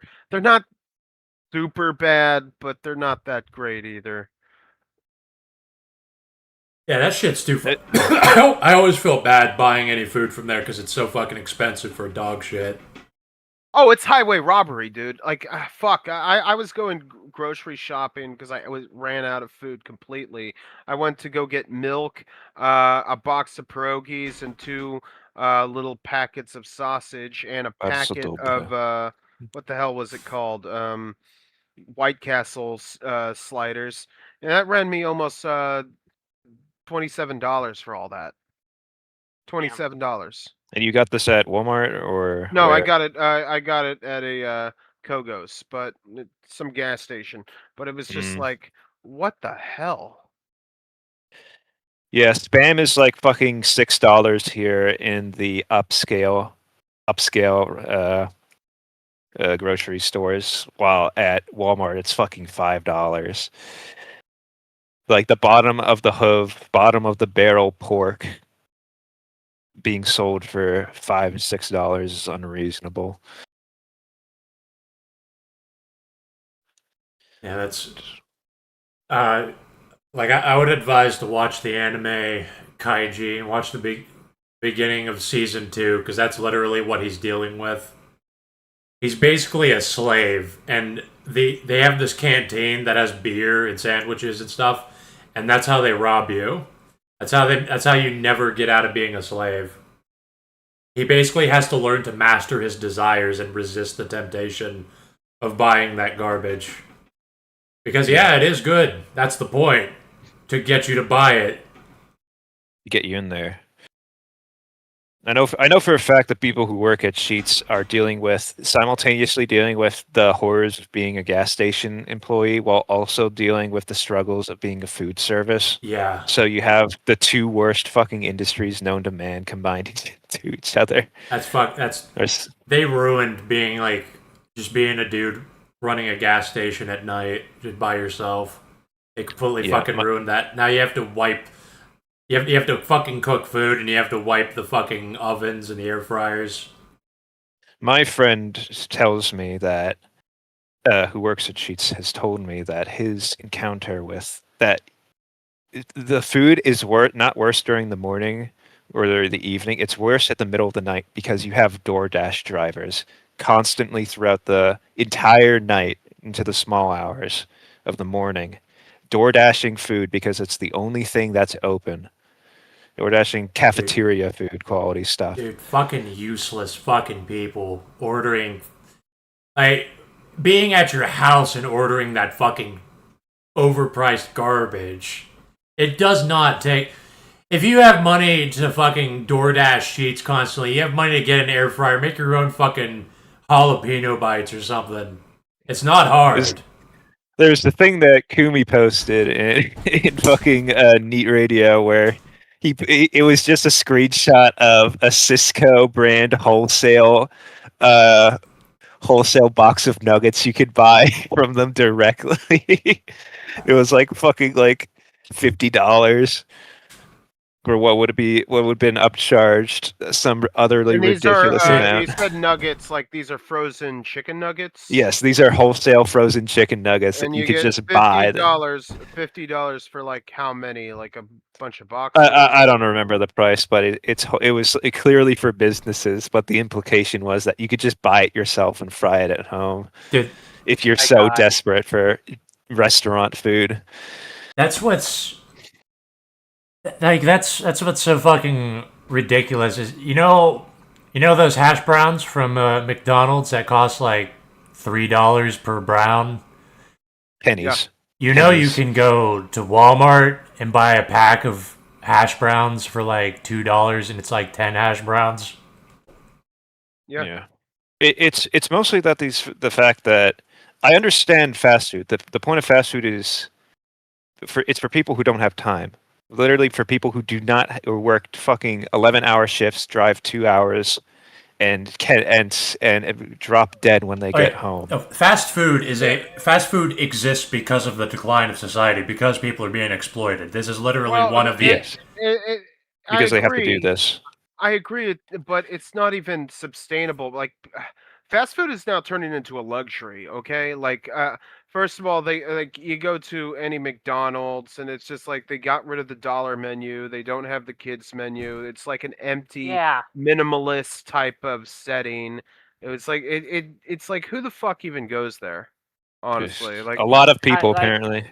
I mean, I guess if Yeah. you're on the go and you really need to eat something and you really don't know how to yeah. maintain yourself, so you want to spend your money anyway. I don't know. It's highway robbery, but I guess The there's too the many normies to go spend their money in it. So beforehand it was time and money, but the money discount aspect of it got thrown away with COVID. So the only thing we have now with fast food is just time convenience. yeah, It's even Yeah. more You know. horrific. It's more horrific and pathetic than people not having time. They habitually can't make their own food and can't conceive of it. These people don't drink water. They think water tastes bad, and they drink soda.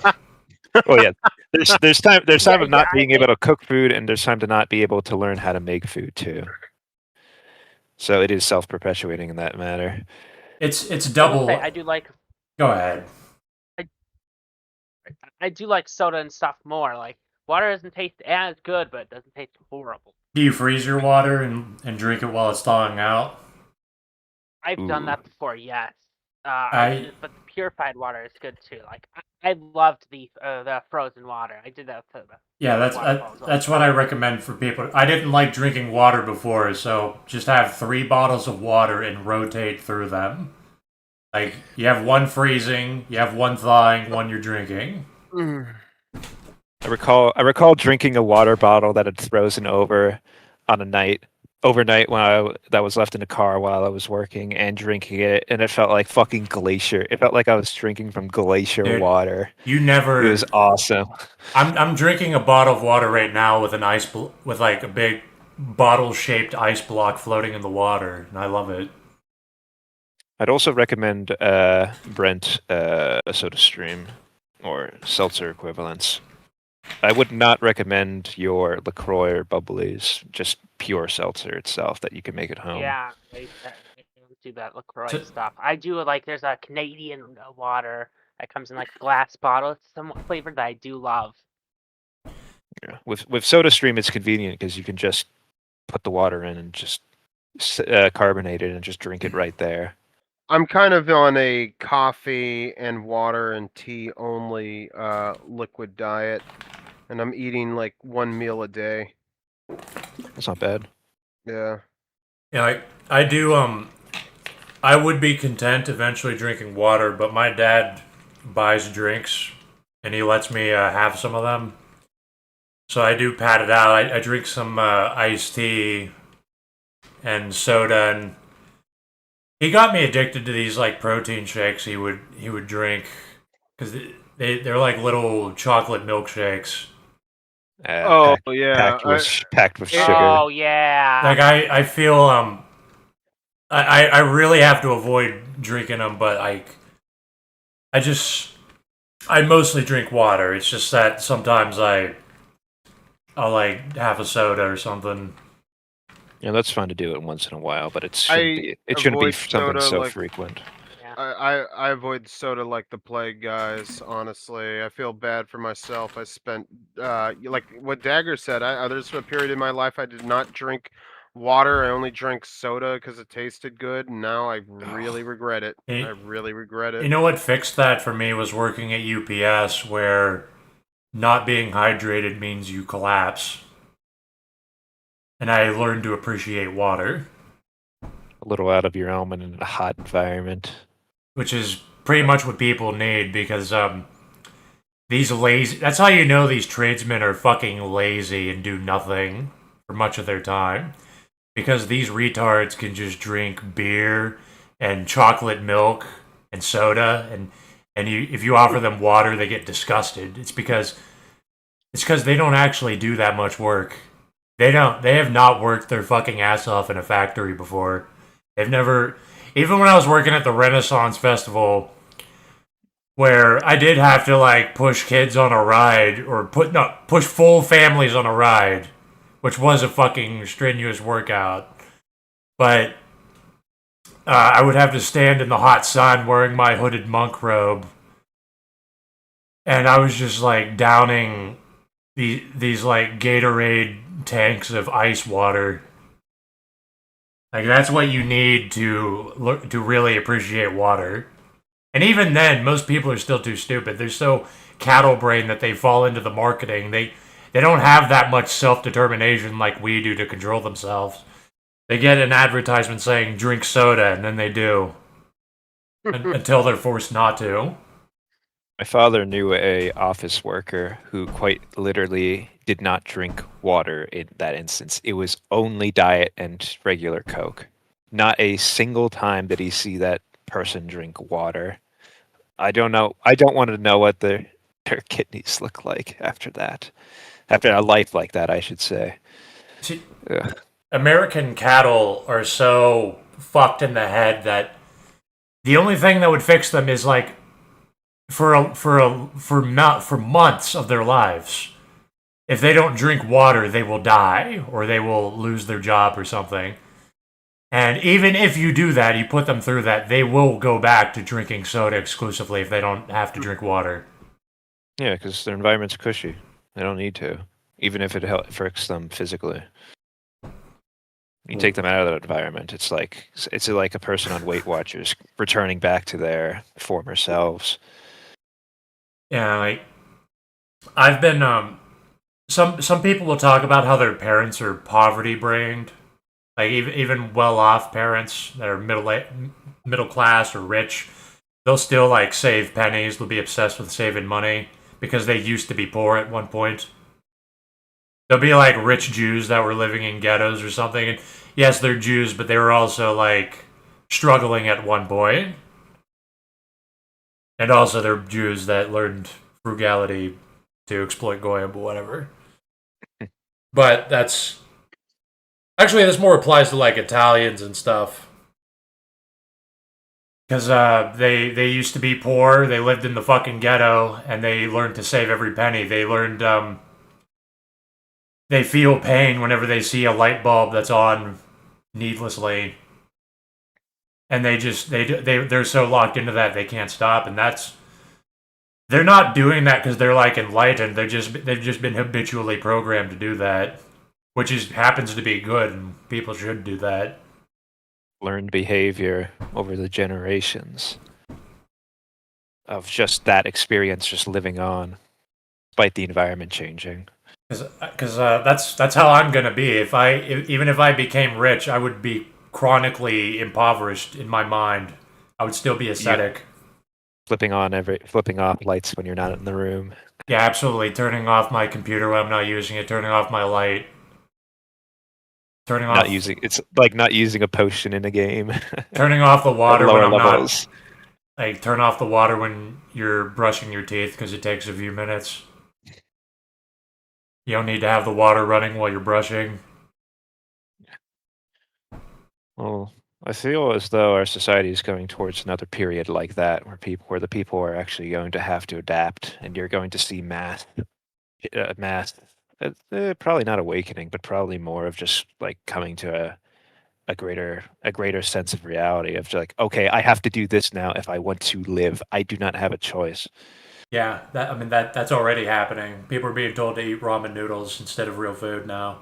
Like it's America's gonna take it to a psychotic degree, where It's gonna get interesting. You're not gonna eat real food. You're gonna eat cardboard. You're gonna drink mercury water. Yes, eat the bugs. No, that's too good for Americans. You'll wish you're eating bugs. Yeah, eat paint chips and drywall and asbestos. Bugs have nutrition in it. You can't say that about the cardboard you'll be eating. Yeah, eat cardboard. Packing peanuts covered in spices. We were making fun of China for having plastic rice. America's going to be doing that. I don't doubt it. Chinese used to have plastic rice like 20 years ago because of a bunch of con men. That wasn't the government. That was literally like the capitalists before they cracked down on them. As disgraced liberal said, there's going to be a conditioning going on here, and it's going to be immediately obvious, I'd say. One thing that confuses me is the data center pivot that happened recently. I can't vouch for the validity of what's happening there, but apparently there's some Republicans have started vouching against data centers. I can't tell if that's a desperate bit of survival, pendulum politics, or something else entirely. It's hard to tell. Well, most Democrats support the data centers, but they pretend like they're against it. And they'll do like pedantic, meaningless acts. The reason that pocketing it and they're pocketing it while they say it's bad. They'll do. Biden was doing. I don't need to know the specifics of how they're being corrupt, but I know for a fact that like everything the government does at this point, and companies in general, they're always doing things where they're deferring the expenses onto everybody else. They're acting like they're doing something, and you don't need to do research. You know that if Trump is saying the statistics of this, you know it's not true. You know it's some kind of statistic manipulation. And it's like that with both parties. Even the unemployment levels between 24, 26 now are, I'd say they're entirely faked. The unemployment, the true unemployment, the number is incredibly higher than what it actually was under both administrations. It's not even really valid because it doesn't count actual needs like me. It doesn't count people that aren't looking for work. No, it's crazy how the actual unemployment metrics are calculated. If you are, you say that there also doesn't count genuinely the people who are gone. The unemployment percentage counts how many people are currently recently out of a job. It shows the actual digit is if you've looked for jobs in the past not 6 months, I think it's like 6 weeks, maybe 3 weeks, you are technically, and you are without work, you are technically counted as employed. This is the data manipulation that they're using to obfuscate the actual number. People who are job seekers are technically employed by their metrics, so it's entirely bullshit. Yeah, that's exactly how the system works. It's lies all the way down. Trump is going to... the way the system works is like Trump will print $1 billion, give it to one of his crony buddies that bribed him, and they'll pretend to open a factory. It'll be some fucking concrete building that's already there, and they'll say, it's now open. There are now 1,000 jobs coming to this area. See, I'm bringing jobs back, and then nothing happens. Like, that's how it works. I don't need to do the research. Eventually, you just become wise. You become like Clint Eastwood's character walking into town, where it's like, I don't need to know exactly what's happening. I already know this is a shithole. Yeah, a lot of people need to learn that snuff out skill because it's very obvious that a lot of people don't realize that there are plastered billboards everywhere for a new steel mill that's opening up in our area. Could you imagine that American industry something like steel returning to America? But they plastered billboards, job listings everywhere. You look at the actual jobs that they're listing, it's like 15 of them, right? It's like nothing. They probably already had all the people lined up beforehand, friends and family, all in all, specifically in higher echelons of their companies. But it's just not there. But it actually works on cattle-brained retards who are like, I was driving down the highway and I saw a billboard saying they're looking for people to work, so it's just these lazy millennials and zoomers don't want to work. Trump's bringing the jobs back, but nobody wants to work. My usual response to that is if you would not imagine how much money you could probably get from false advertising suits from those companies if you actually tried to catch them up on their claims. And well, Yeah. that's putting their money where their mouth is. They probably won't even humor that. But the fact that I'm even saying that should be foretelling of like what's actually going on here. The fact that That sign isn't real. Trump thinks that getting steel mills back is like going forward and good. Just for perspective, we stopped having steel mills so that we can focus on more tech things. And we haven't had steel. We've been decommissioning steel mills for a while and having now China, Mexico do them. This is actually going back, not forward. You're giving jobs, but this is still bullshit. If you want to bring steel mills back, you got to bring those wages back, which is twice as much as what people are paid now. So There you go. Yeah, and they're not going to want to do that, even if it is nation states like national security threat of strategic resources that they need. They will simply not do it because that means that that's anti-competitive. Oh, that's communism. Oh, that's more or less like state-run industries. We can't have that because that will invalidate all the capitalists who fucking pay us in lobbying fees.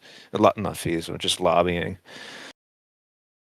Carbonated water eats at your teeth. It does that a little.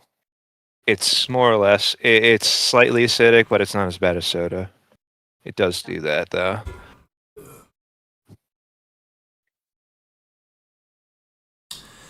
no, America's too corrupt to do anything. Only China is competent enough to do things like reshoring and deliberately controlling industrialization so that you maintain leverage over the Western world that will stupidly, by its own greed and incompetence, by allowing the cattle to make final decisions on things, they will sell everything out.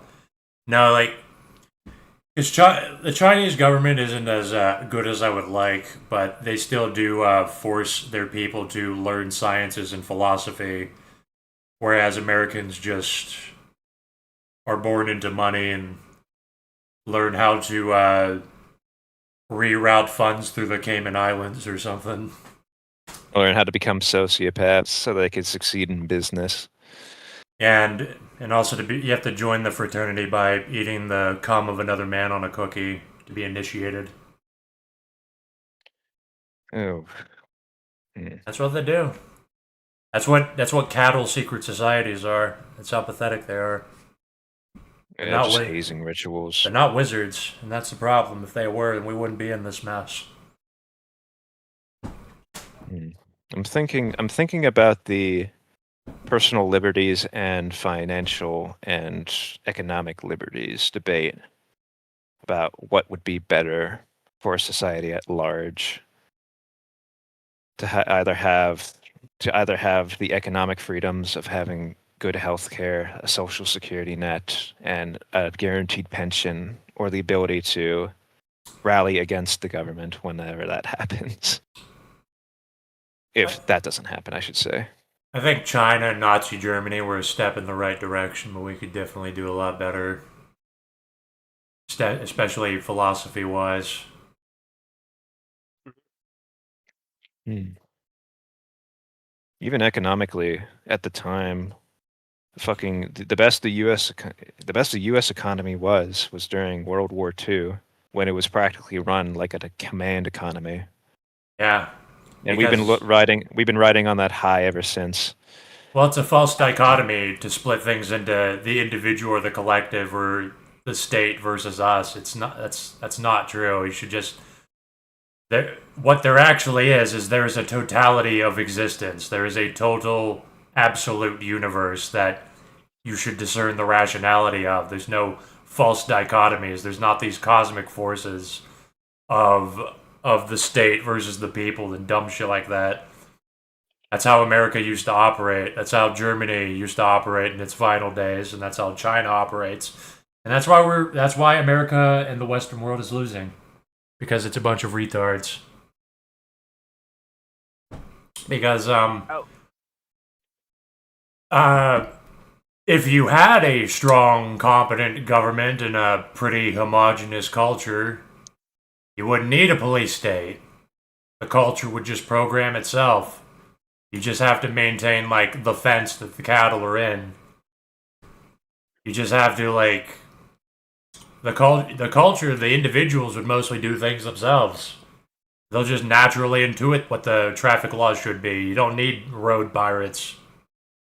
Yeah, you'll start to enter a more like secular and non-secular state of simple regulation just happening on its own, simply because There's that's someone how in we do chat ask- things. There's someone asking chat if you have any advice, Dags, for young men. The guy keeps asking that, and I'm not really. I mean, there's no simple answer to that. Hey, Brent, I like your post. RFK is good, Mexican cowboy, and was that in my server's VC Yeah, it was. earlier? Yeah, Yeah. MGTOW Cowboy made a surprise visit to my server. We had like an interesting conversation with like Night Ghoul and Night Monkey and a couple other people, and he was like going on and on about RFK being like the alpha male that everybody should aspire to be like. And he's right about everything. I just found that hilarious. Yes, it's hilarious. I didn't even know what to say, honestly. So a disgraced liberal told me that MGTOW's been repeating the line that white men need to be replaced by Indians because they're lazy, and then still blaming mass immigration on leftists. It's amazing how people can turn themselves into locals like this.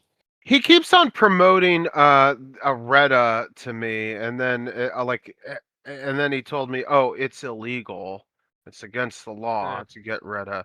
It's like, okay, but it will be legal.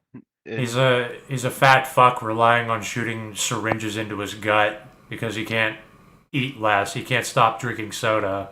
He can't stop drinking 6 liters of soda a day. Yeah, he has no self-control. I called him out a couple of times. Say, hey, when's the last time you had a soda? Oh, just an hour ago. I had a 2-liter bottle of Mountain Jesus. Dew. See, I didn't even know that, and I knew that because I'm a wizard. I can intuit things without needing specifics. They say GLP-1s help out with fucking obesity, but I saw a recent study or heard recently that GLP-1s were being used to are probably don't even target obesity, but they target addiction, the mechanics of addiction itself, and can be used to break alcohol or get rid of alcoholism. And this is like new stuff, so it's kind of interesting, talking about food and whatnot, and how GLP-1s usually are supposed to help with that, but might just be canceling the addiction reward mechanisms in the brain, practically brainwashing. That's old, man. It just kills food noise. That's what Sun Tzu's saying. I don't know what this is about, so. Yeah, I don't know either. That the GLP-1s. He's obviously replying to what you're talking about, but I don't know what. I've never heard of this. I see. Well, I'll have to look into it more then. I just think it's fucking stupid to rely on like drugs to lose weight when you could just eat less and drink water. It does help beyond eating less, he says. Okay. Forcing myself to eat less and drinking water has been a god saving. I mean, I already have to go buy new clothes because nothing fits because everything's loose. So I am losing weight, but it's a very slow melting off process. Yes, it does take quite a while. Some It with more, does. some with more people, some with less people. Like I fucking I was overeating at the beginning of this year, and I just decided to stop, and I lost like 20 pounds, or maybe actually was it 20? It was more like 15. Still, was- that's pretty good. But I overate slop this year, and I was kind of stagnant, and now I'm back on the bandwagon of just like water, coffee, and one small meal a day, and it sucks because I have cravings, but also I'm too nervous about my health to really want to break that cycle. You Cutting have to do it out of calories. desperation and paranoia and fear of it causing you self-harm is what motivates me to not eat too much. Eventually, it should become a new compulsion, like getting a new taste for a food that you once thought as too spicy or too intense. You will eventually hit a point where the compulsion becomes, okay, this is what I need to eat today, and then what you eat is less than what you had before. It's hard, but it's possible. Also, Sun Tzu says the other issue is cutting calorie causes too much hair loss, which is permadensity loss. I've never heard of that before. Is that a thing?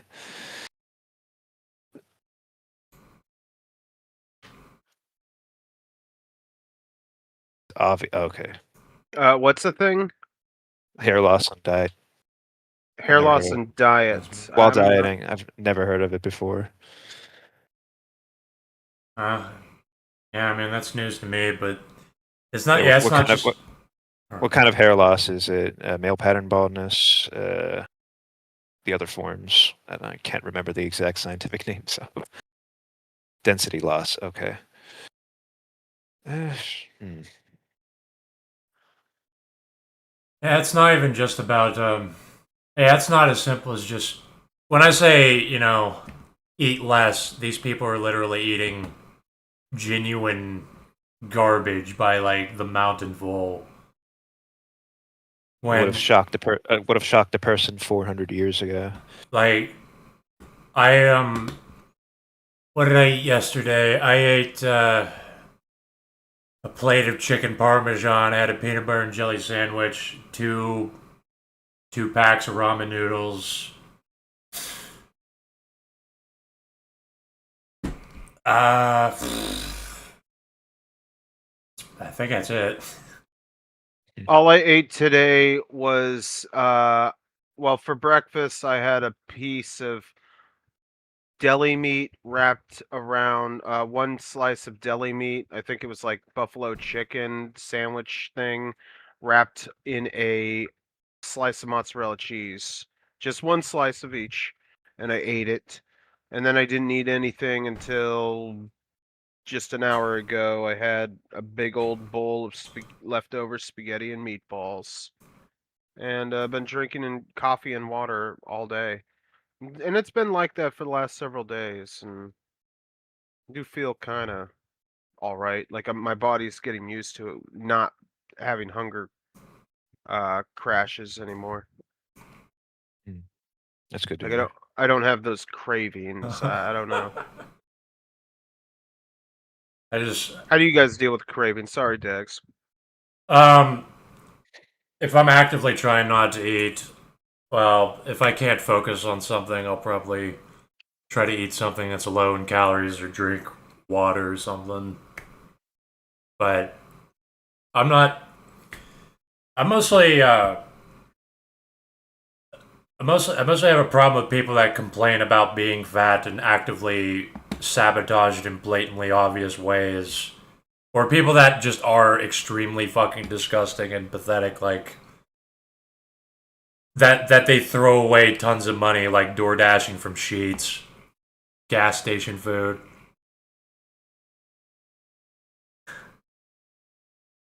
I just flipped to another. I flipped to Celtic Cat server. The English Times said, "Today I saw a grown-up white woman twerk at her own child, and at a different time I saw her roughly 10-year-old son also twerk at one of his siblings." Holy fuck! Oh Lord. That's Fucking hilarious.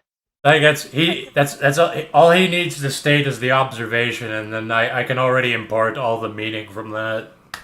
Like all of his feelings towards it. It's hilarious. For cravings for me, I don't buy much food. That's my solution usually. I just stop it at the source. The source is you're drinking too much, then simply don't purchase the drink and just live with it. Well, that's what Yeah. I do when I go to the grocery store. I force myself, hey, you're 35. You're already having some pretty significant health issues. Eat what healthy people tell you to eat. And I'll get like eggs, milk, oatmeal, bell peppers, and the worst that I'll do is I'll get maybe some good quality or mid spaghetti noodles, not the bought, not the lowest or the cheapest spaghetti noodles, but the better quality stuff and the cheapest of the spaghetti ingredients, or I buy like type what is it? The worst thing I'll eat is mac and cheese now. Other than that, I try to force myself to eat salads every day. It's hell though.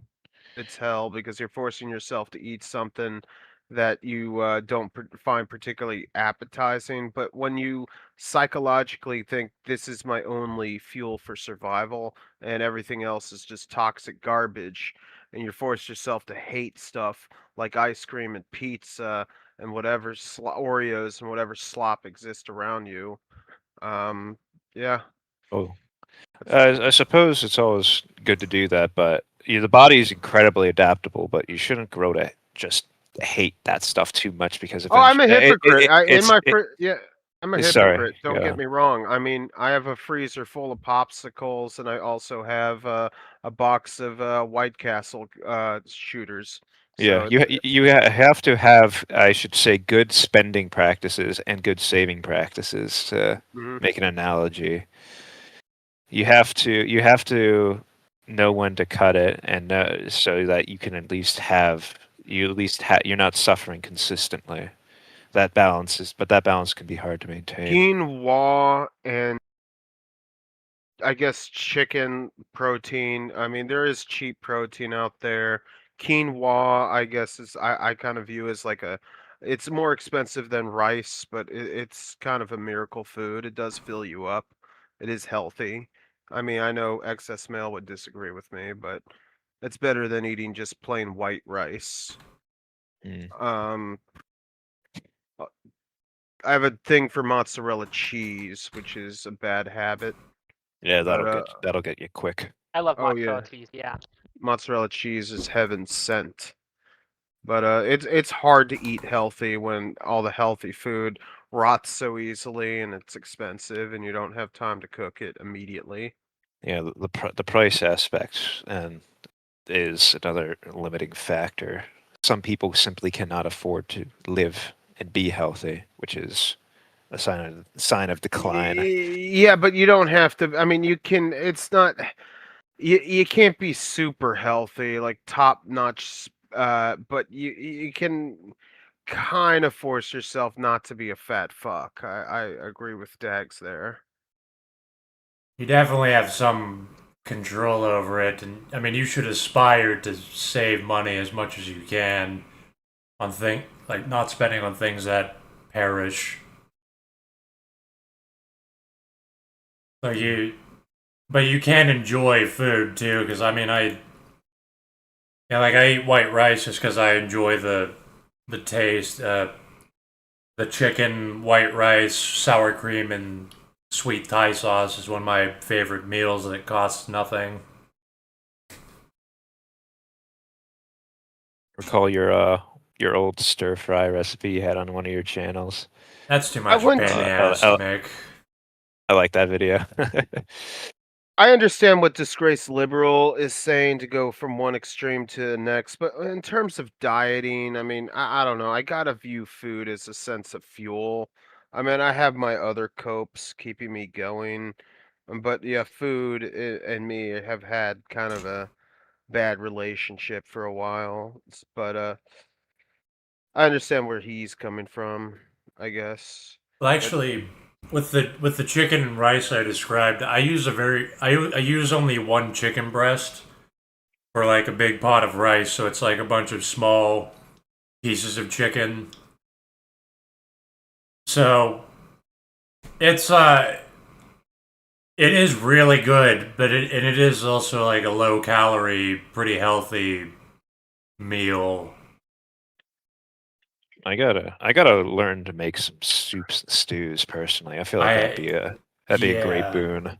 I don't know how to make stews and stuff. I've been meaning to do that for a long time.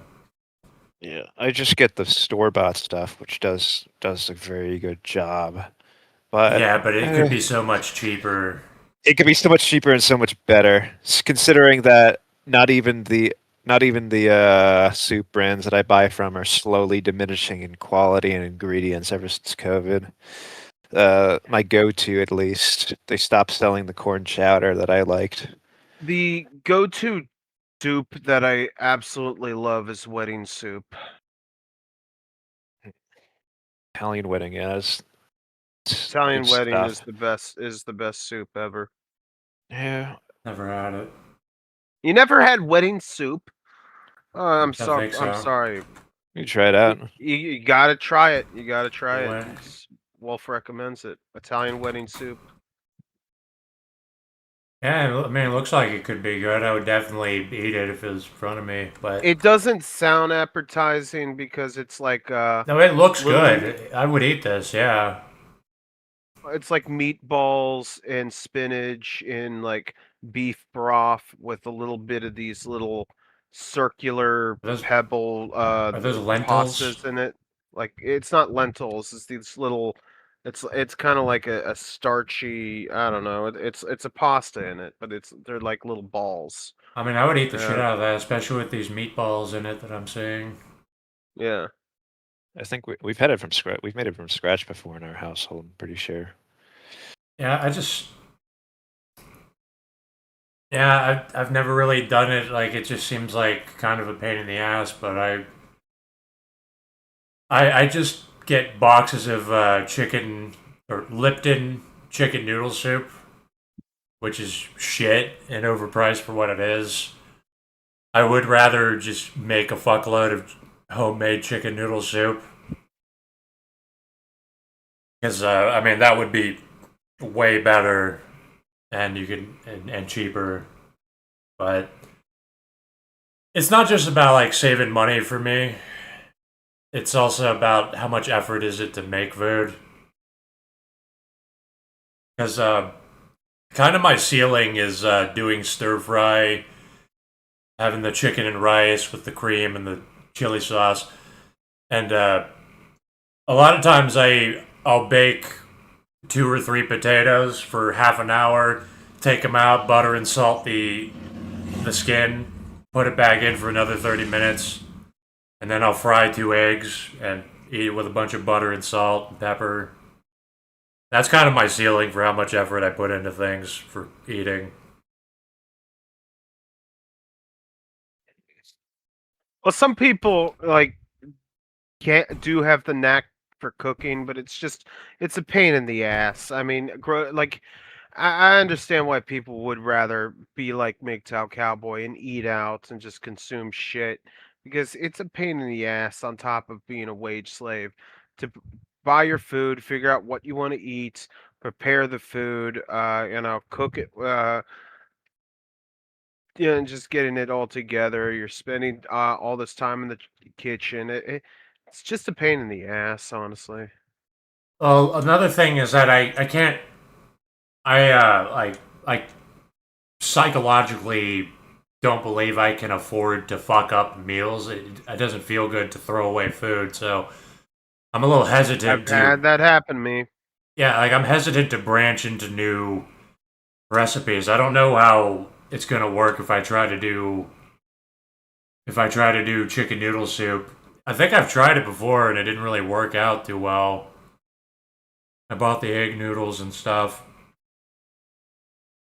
but that's still a mystery to me. It's making stew. But Once you get into it, it's pretty easy, and you have your lifelong skill. It's a lifelong skill you have. You'll always know how to make that meal if you do it enough. I'm sure it's brain dead stupid if you're living on the frontier, because that's what you do. Is like it's pretty simple. You hunt animals, and you have like potatoes and stuff, and you have salted butter that retains its form over long journeys, and you just kind of you can eat a lot of the beef or the venison or whatever you're hunting. You can just kind of roast it and eat it that way, and then the other stuff you can boil the bones, you can boil the excess beef, and you just turn that into a stew. You just roast it all in a pot over a fucking fire. I get that. That's easy. Throw any spices you have, some salt. Yeah, that's. I get that. I just don't know how to do it in a kitchen with like modern stuff. I haven't really tried. Reading the fiat gold standard stuff in chat, I'm thinking about gold standard does at least somewhat dampen the effects of currency mitigation, but it doesn't just stop it because it's ultimately just run by the government anyways. Yeah, we talked about that yesterday. I was talking about that with my brother and myself today. Yeah, people scapegoat that the gold standard is why everything's bad, but like gold was also inflated. They diluted the gold. People started like They're just different mechanisms now of currency manipulation. so if bad people control your money, it doesn't matter what the money is. You have bigger problems. Like gold or fiat isn't going to fix anything, but I argue fiat is better. It gives you more control over the currency. Money should be its own abstract thing removed from commodities. It can be backed by a commodity, it can be backed by oil, by labor, by gold, silver, but it shouldn't literally be those things.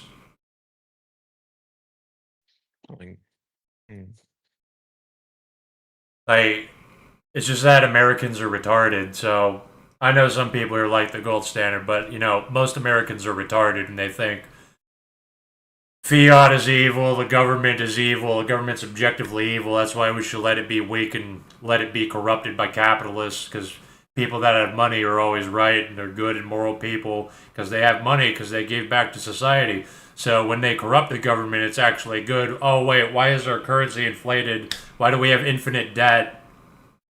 I mean, it's pretty simple. It comes from a place of envy. I almost feel like it. Like these people are envious that they're not the ones doing. They're not the movers. They're not the shakers. They're not the ones manipulating the gold standard that they put forth. No. It's kind of sad, really. Well, that is true. It's the same with You see this in smaller groups like sovereign citizens, where they don't like the laws because the laws exist. They don't like the laws because they're not the ones controlling them. They're not the ones in control. That is exactly how cattle even think. Worse. It would be even worse if they were in control. That's exactly how cattle think. They're all actively trying to have their piece of the corruption. They're all actively corrupted. Farmers literally whine about welfare and then beg the government for handouts. Like, yeah, probably the most subsidized industry in the union. That's why cattle shouldn't have a say in how things are done, because they're retards. And it doesn't matter what skills people have. A doctor and a plumber, they'll just be immediately trying to use their skill as a way to like bully others and corrupt society.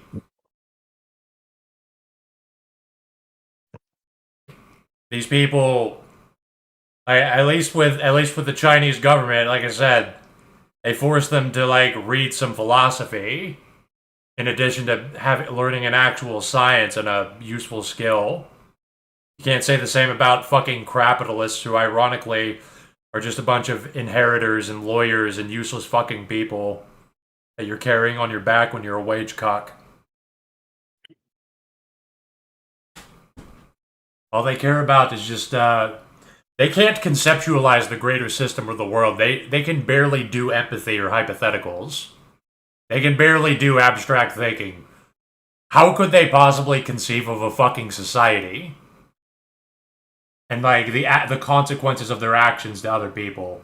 Why should that be empowered? That shouldn't be enabled. They shouldn't have power like that. Just look where we are.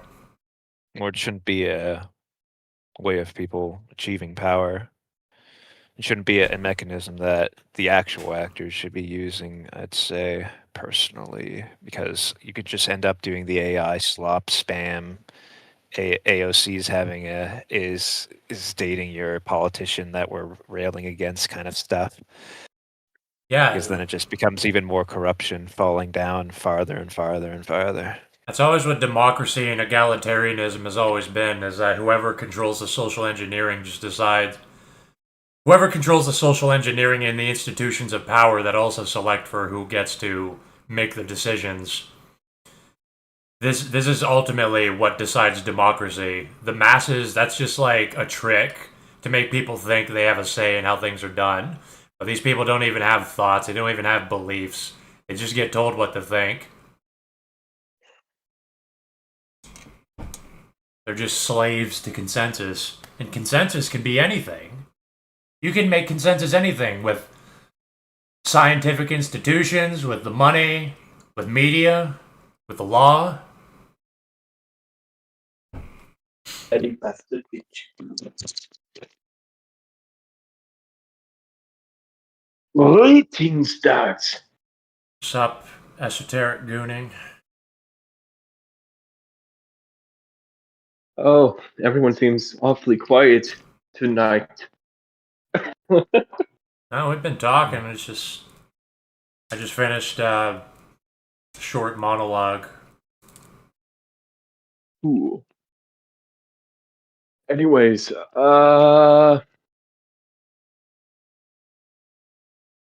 so could I did pretty much just told you about the V6 Vampire the Masquerade 6th edition play test earlier this month. Yeah, Where I think I called it an abortion. Yeah. yeah, I remember talking to you about that. I did check it out and try to create a Elver Nosferatu, but then I got kind of bored of it and just quit. Yeah, I'm pretty burned out from tabletop. Been for a while. I mean, I guess well, usually when I'm burnt out, it usually just lasts about a week or two before I just get back in. It's good. Well, with the new systems, it's kind of disheartening because you know it probably sucks anyway. So it's just kind of a waste of investment. I mean, I don't really care because V5 has already jaded me enough to pretty much tell shit it'll be. My biggest fear is that it will not be shitty enough for me to laugh at it. Yeah,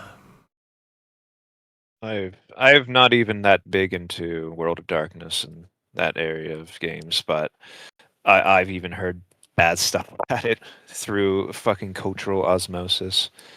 It didn't look good from what I saw. yeah, the people making it It's are just kind of a bunch of morons, and a lot of the players are the worst people in gaming communities. with Darkness players, yeah, they're all kind of retarded. Yeah, and pretty much the whole spectrum of retarded, where they'll be like right wing, left wing, trans, and they All all fighting with each other. they all don't understand the setting and just use it to insert their own politics, which are stupid. That's crazy, then. I like Vampire a lot.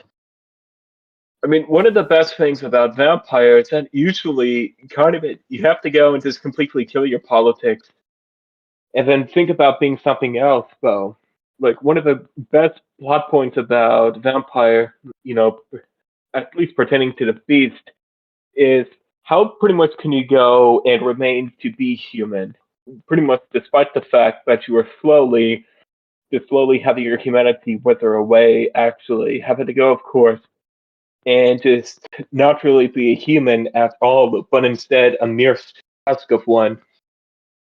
That's why vampire works probably the best of all the other splats, is because it starts you off with like abandoned notions that you're like still a human and a good person. You actually have to make a new character from top to bottom. Like, if you can't really insert your politics in it without it being absurd. It's like, oh, you're like a trans activist vampire that forcibly turns children into the opposite gender to help them. Yeah, that sounds real That's really good. good. I mean, you can still someone make a self insert, but you have to then just think, I have to go and then just become a monster and have to go, of course, and resort to various acts to actually become fed. You always And it have is, to I don't really. you always have to deal with the constant corruptive nature of being a vampire, undermining everything you do. You are at your core evil. Like, you have these biological imperatives, these magical imperatives to that compel you more than a human to like be a social predator, but that will never go away. But you can still be a person and be all right, but you know, Evil? Are you talking about the beast? I mean, the that's funny because beast more and so. just the general way that vampires exist, like the just everything about their existence, it's a combination. Like, they both choose to be that, but they're also forced to be that. Like, they can't stop doing that, or they won't exist anymore. Okay. Ooh. Yeah, I was thinking of ending this, but Sun Tzu, I assume you don't have a microphone, which is why you talk in text. I don't know if you have something to say. You keep asking why I like Hegel. I felt like you were just kind of trolling through like the YouTube algorithm, so I didn't really want to engage with it. But I mean, I said earlier on why I like Hegel, which is there's no presupposition, and he very clearly defines like what enlightenment is. An absolute knowing, and a system just works very well, where every stage of the process is itself a piece in the process. What book of Hegel's are you reading, Degs? Well, I'm not actively reading something right now, but I'll recommend you Phenomenology of Spirit. I don't know how Okay. far you'll get into it, because it is. That is very hard to read that shit. If you're coming from my So, level of intellectualism. oh, I have trouble reading it too, and I'm really bored and lazy. I don't really care that much. That's like I said. I'm not very interested in reading about it. Yeah, that's what Schopenhauer says. That's what a lot of critics say. They say Hegel just likes using big words that confuse people. No, it's very simplistic. It's very straightforward. There's nothing confusing about it. It's like, I've been told that Hegel, since it was translated from German, the Hegel himself was not the best writer in and of itself, and to be translated from his works to another language makes that barrier a little harsher for people like us. yeah, there's a bit of a problem with it. I've noticed there's like the word sublation. I saw one guy, he was having a problem with it, that it's not a real word. And Oh that God, yeah, Germanism, German fucking. Oh my God, there's no words for that stuff. yeah, like there's mistranslations of like uh the German word that mind was translated from, or spirit, has a certain emotional tonal inflection to it that kind of decides like the meaning of it. Not tonal like in like verbally, but like narrative wise. Just in prose. like you have to at least see if you can comprehend being and nothing and how they do the first dialectic to become and then start to determine reality through the negation of negation, because that's the IQ filter, and that's a very simple idea. This is actually a part of Hegel's philosophy, is like how duality is an illusion. That and its contradiction is the motion of cognition. That like contradiction moves you forward. It's like why you or me, it drives you to test a theory, to prove that you exist, to prove that an idea is true. It moves your cognition. It's why you play a game, because you're like What works and what doesn't. you're working through these rules and these contradictions and trying to become through them, trying to make meaning out of it. So you it's what the abstract cognition is. It's like you're recognizing. Like recognition is not just seeking status or recognizing someone else as a person. Recognition is like being paid for your work. It is like you look at a tree and you recognize by beholding it. You recognize cognition in it, and you determine your own cognition by perceiving the tree. That's like Hegelianism is more like Buddhist philosophy. If you can separate the superstitious elements, if you are Hegel is for okay, I am bored. I am bored of aesthetic. I don't care what's cool, or I don't care about spiting society anymore.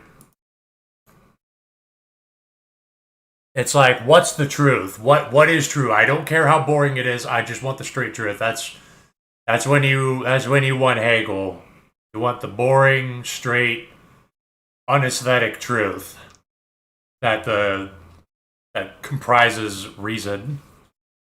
Or at least an attempt at truth, I'd imagine. It's the most truthful system I've encountered. It's the only thing where I'm like, wow, when somebody was telling me about it, I'm like, wow, this is the first philosopher that I'm actually interested in. I recall a lot of your stuff beforehand was very autodidact, very figuring things out on yourself and trying to find a framework that way.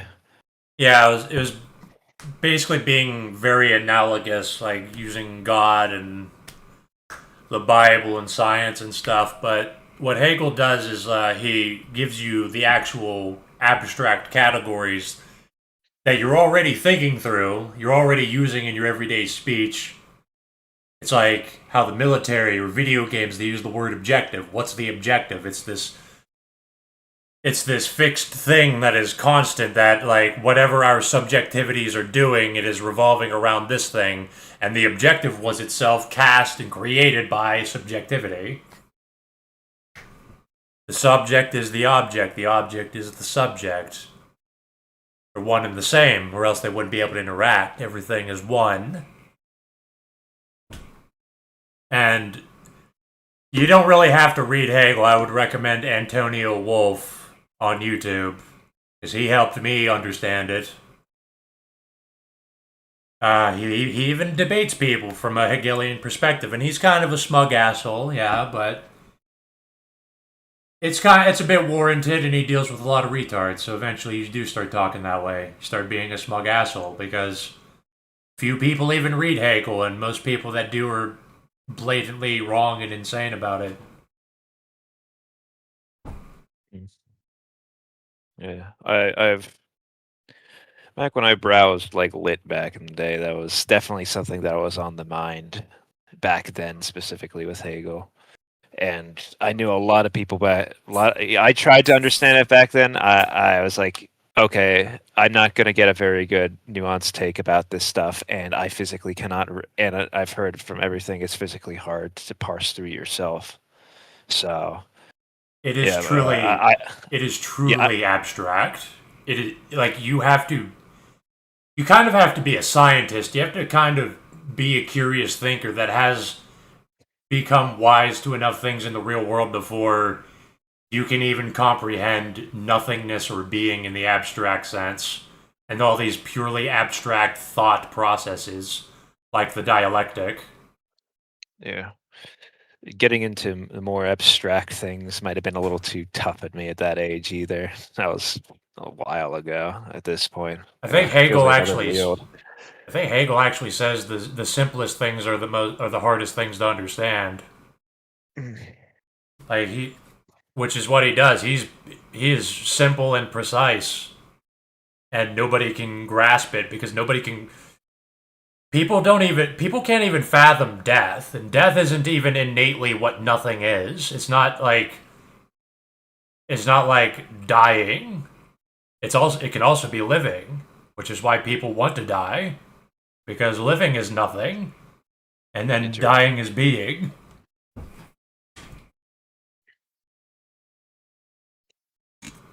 That's why that's what CCC mostly is, which I have uploaded excerpts on my channel.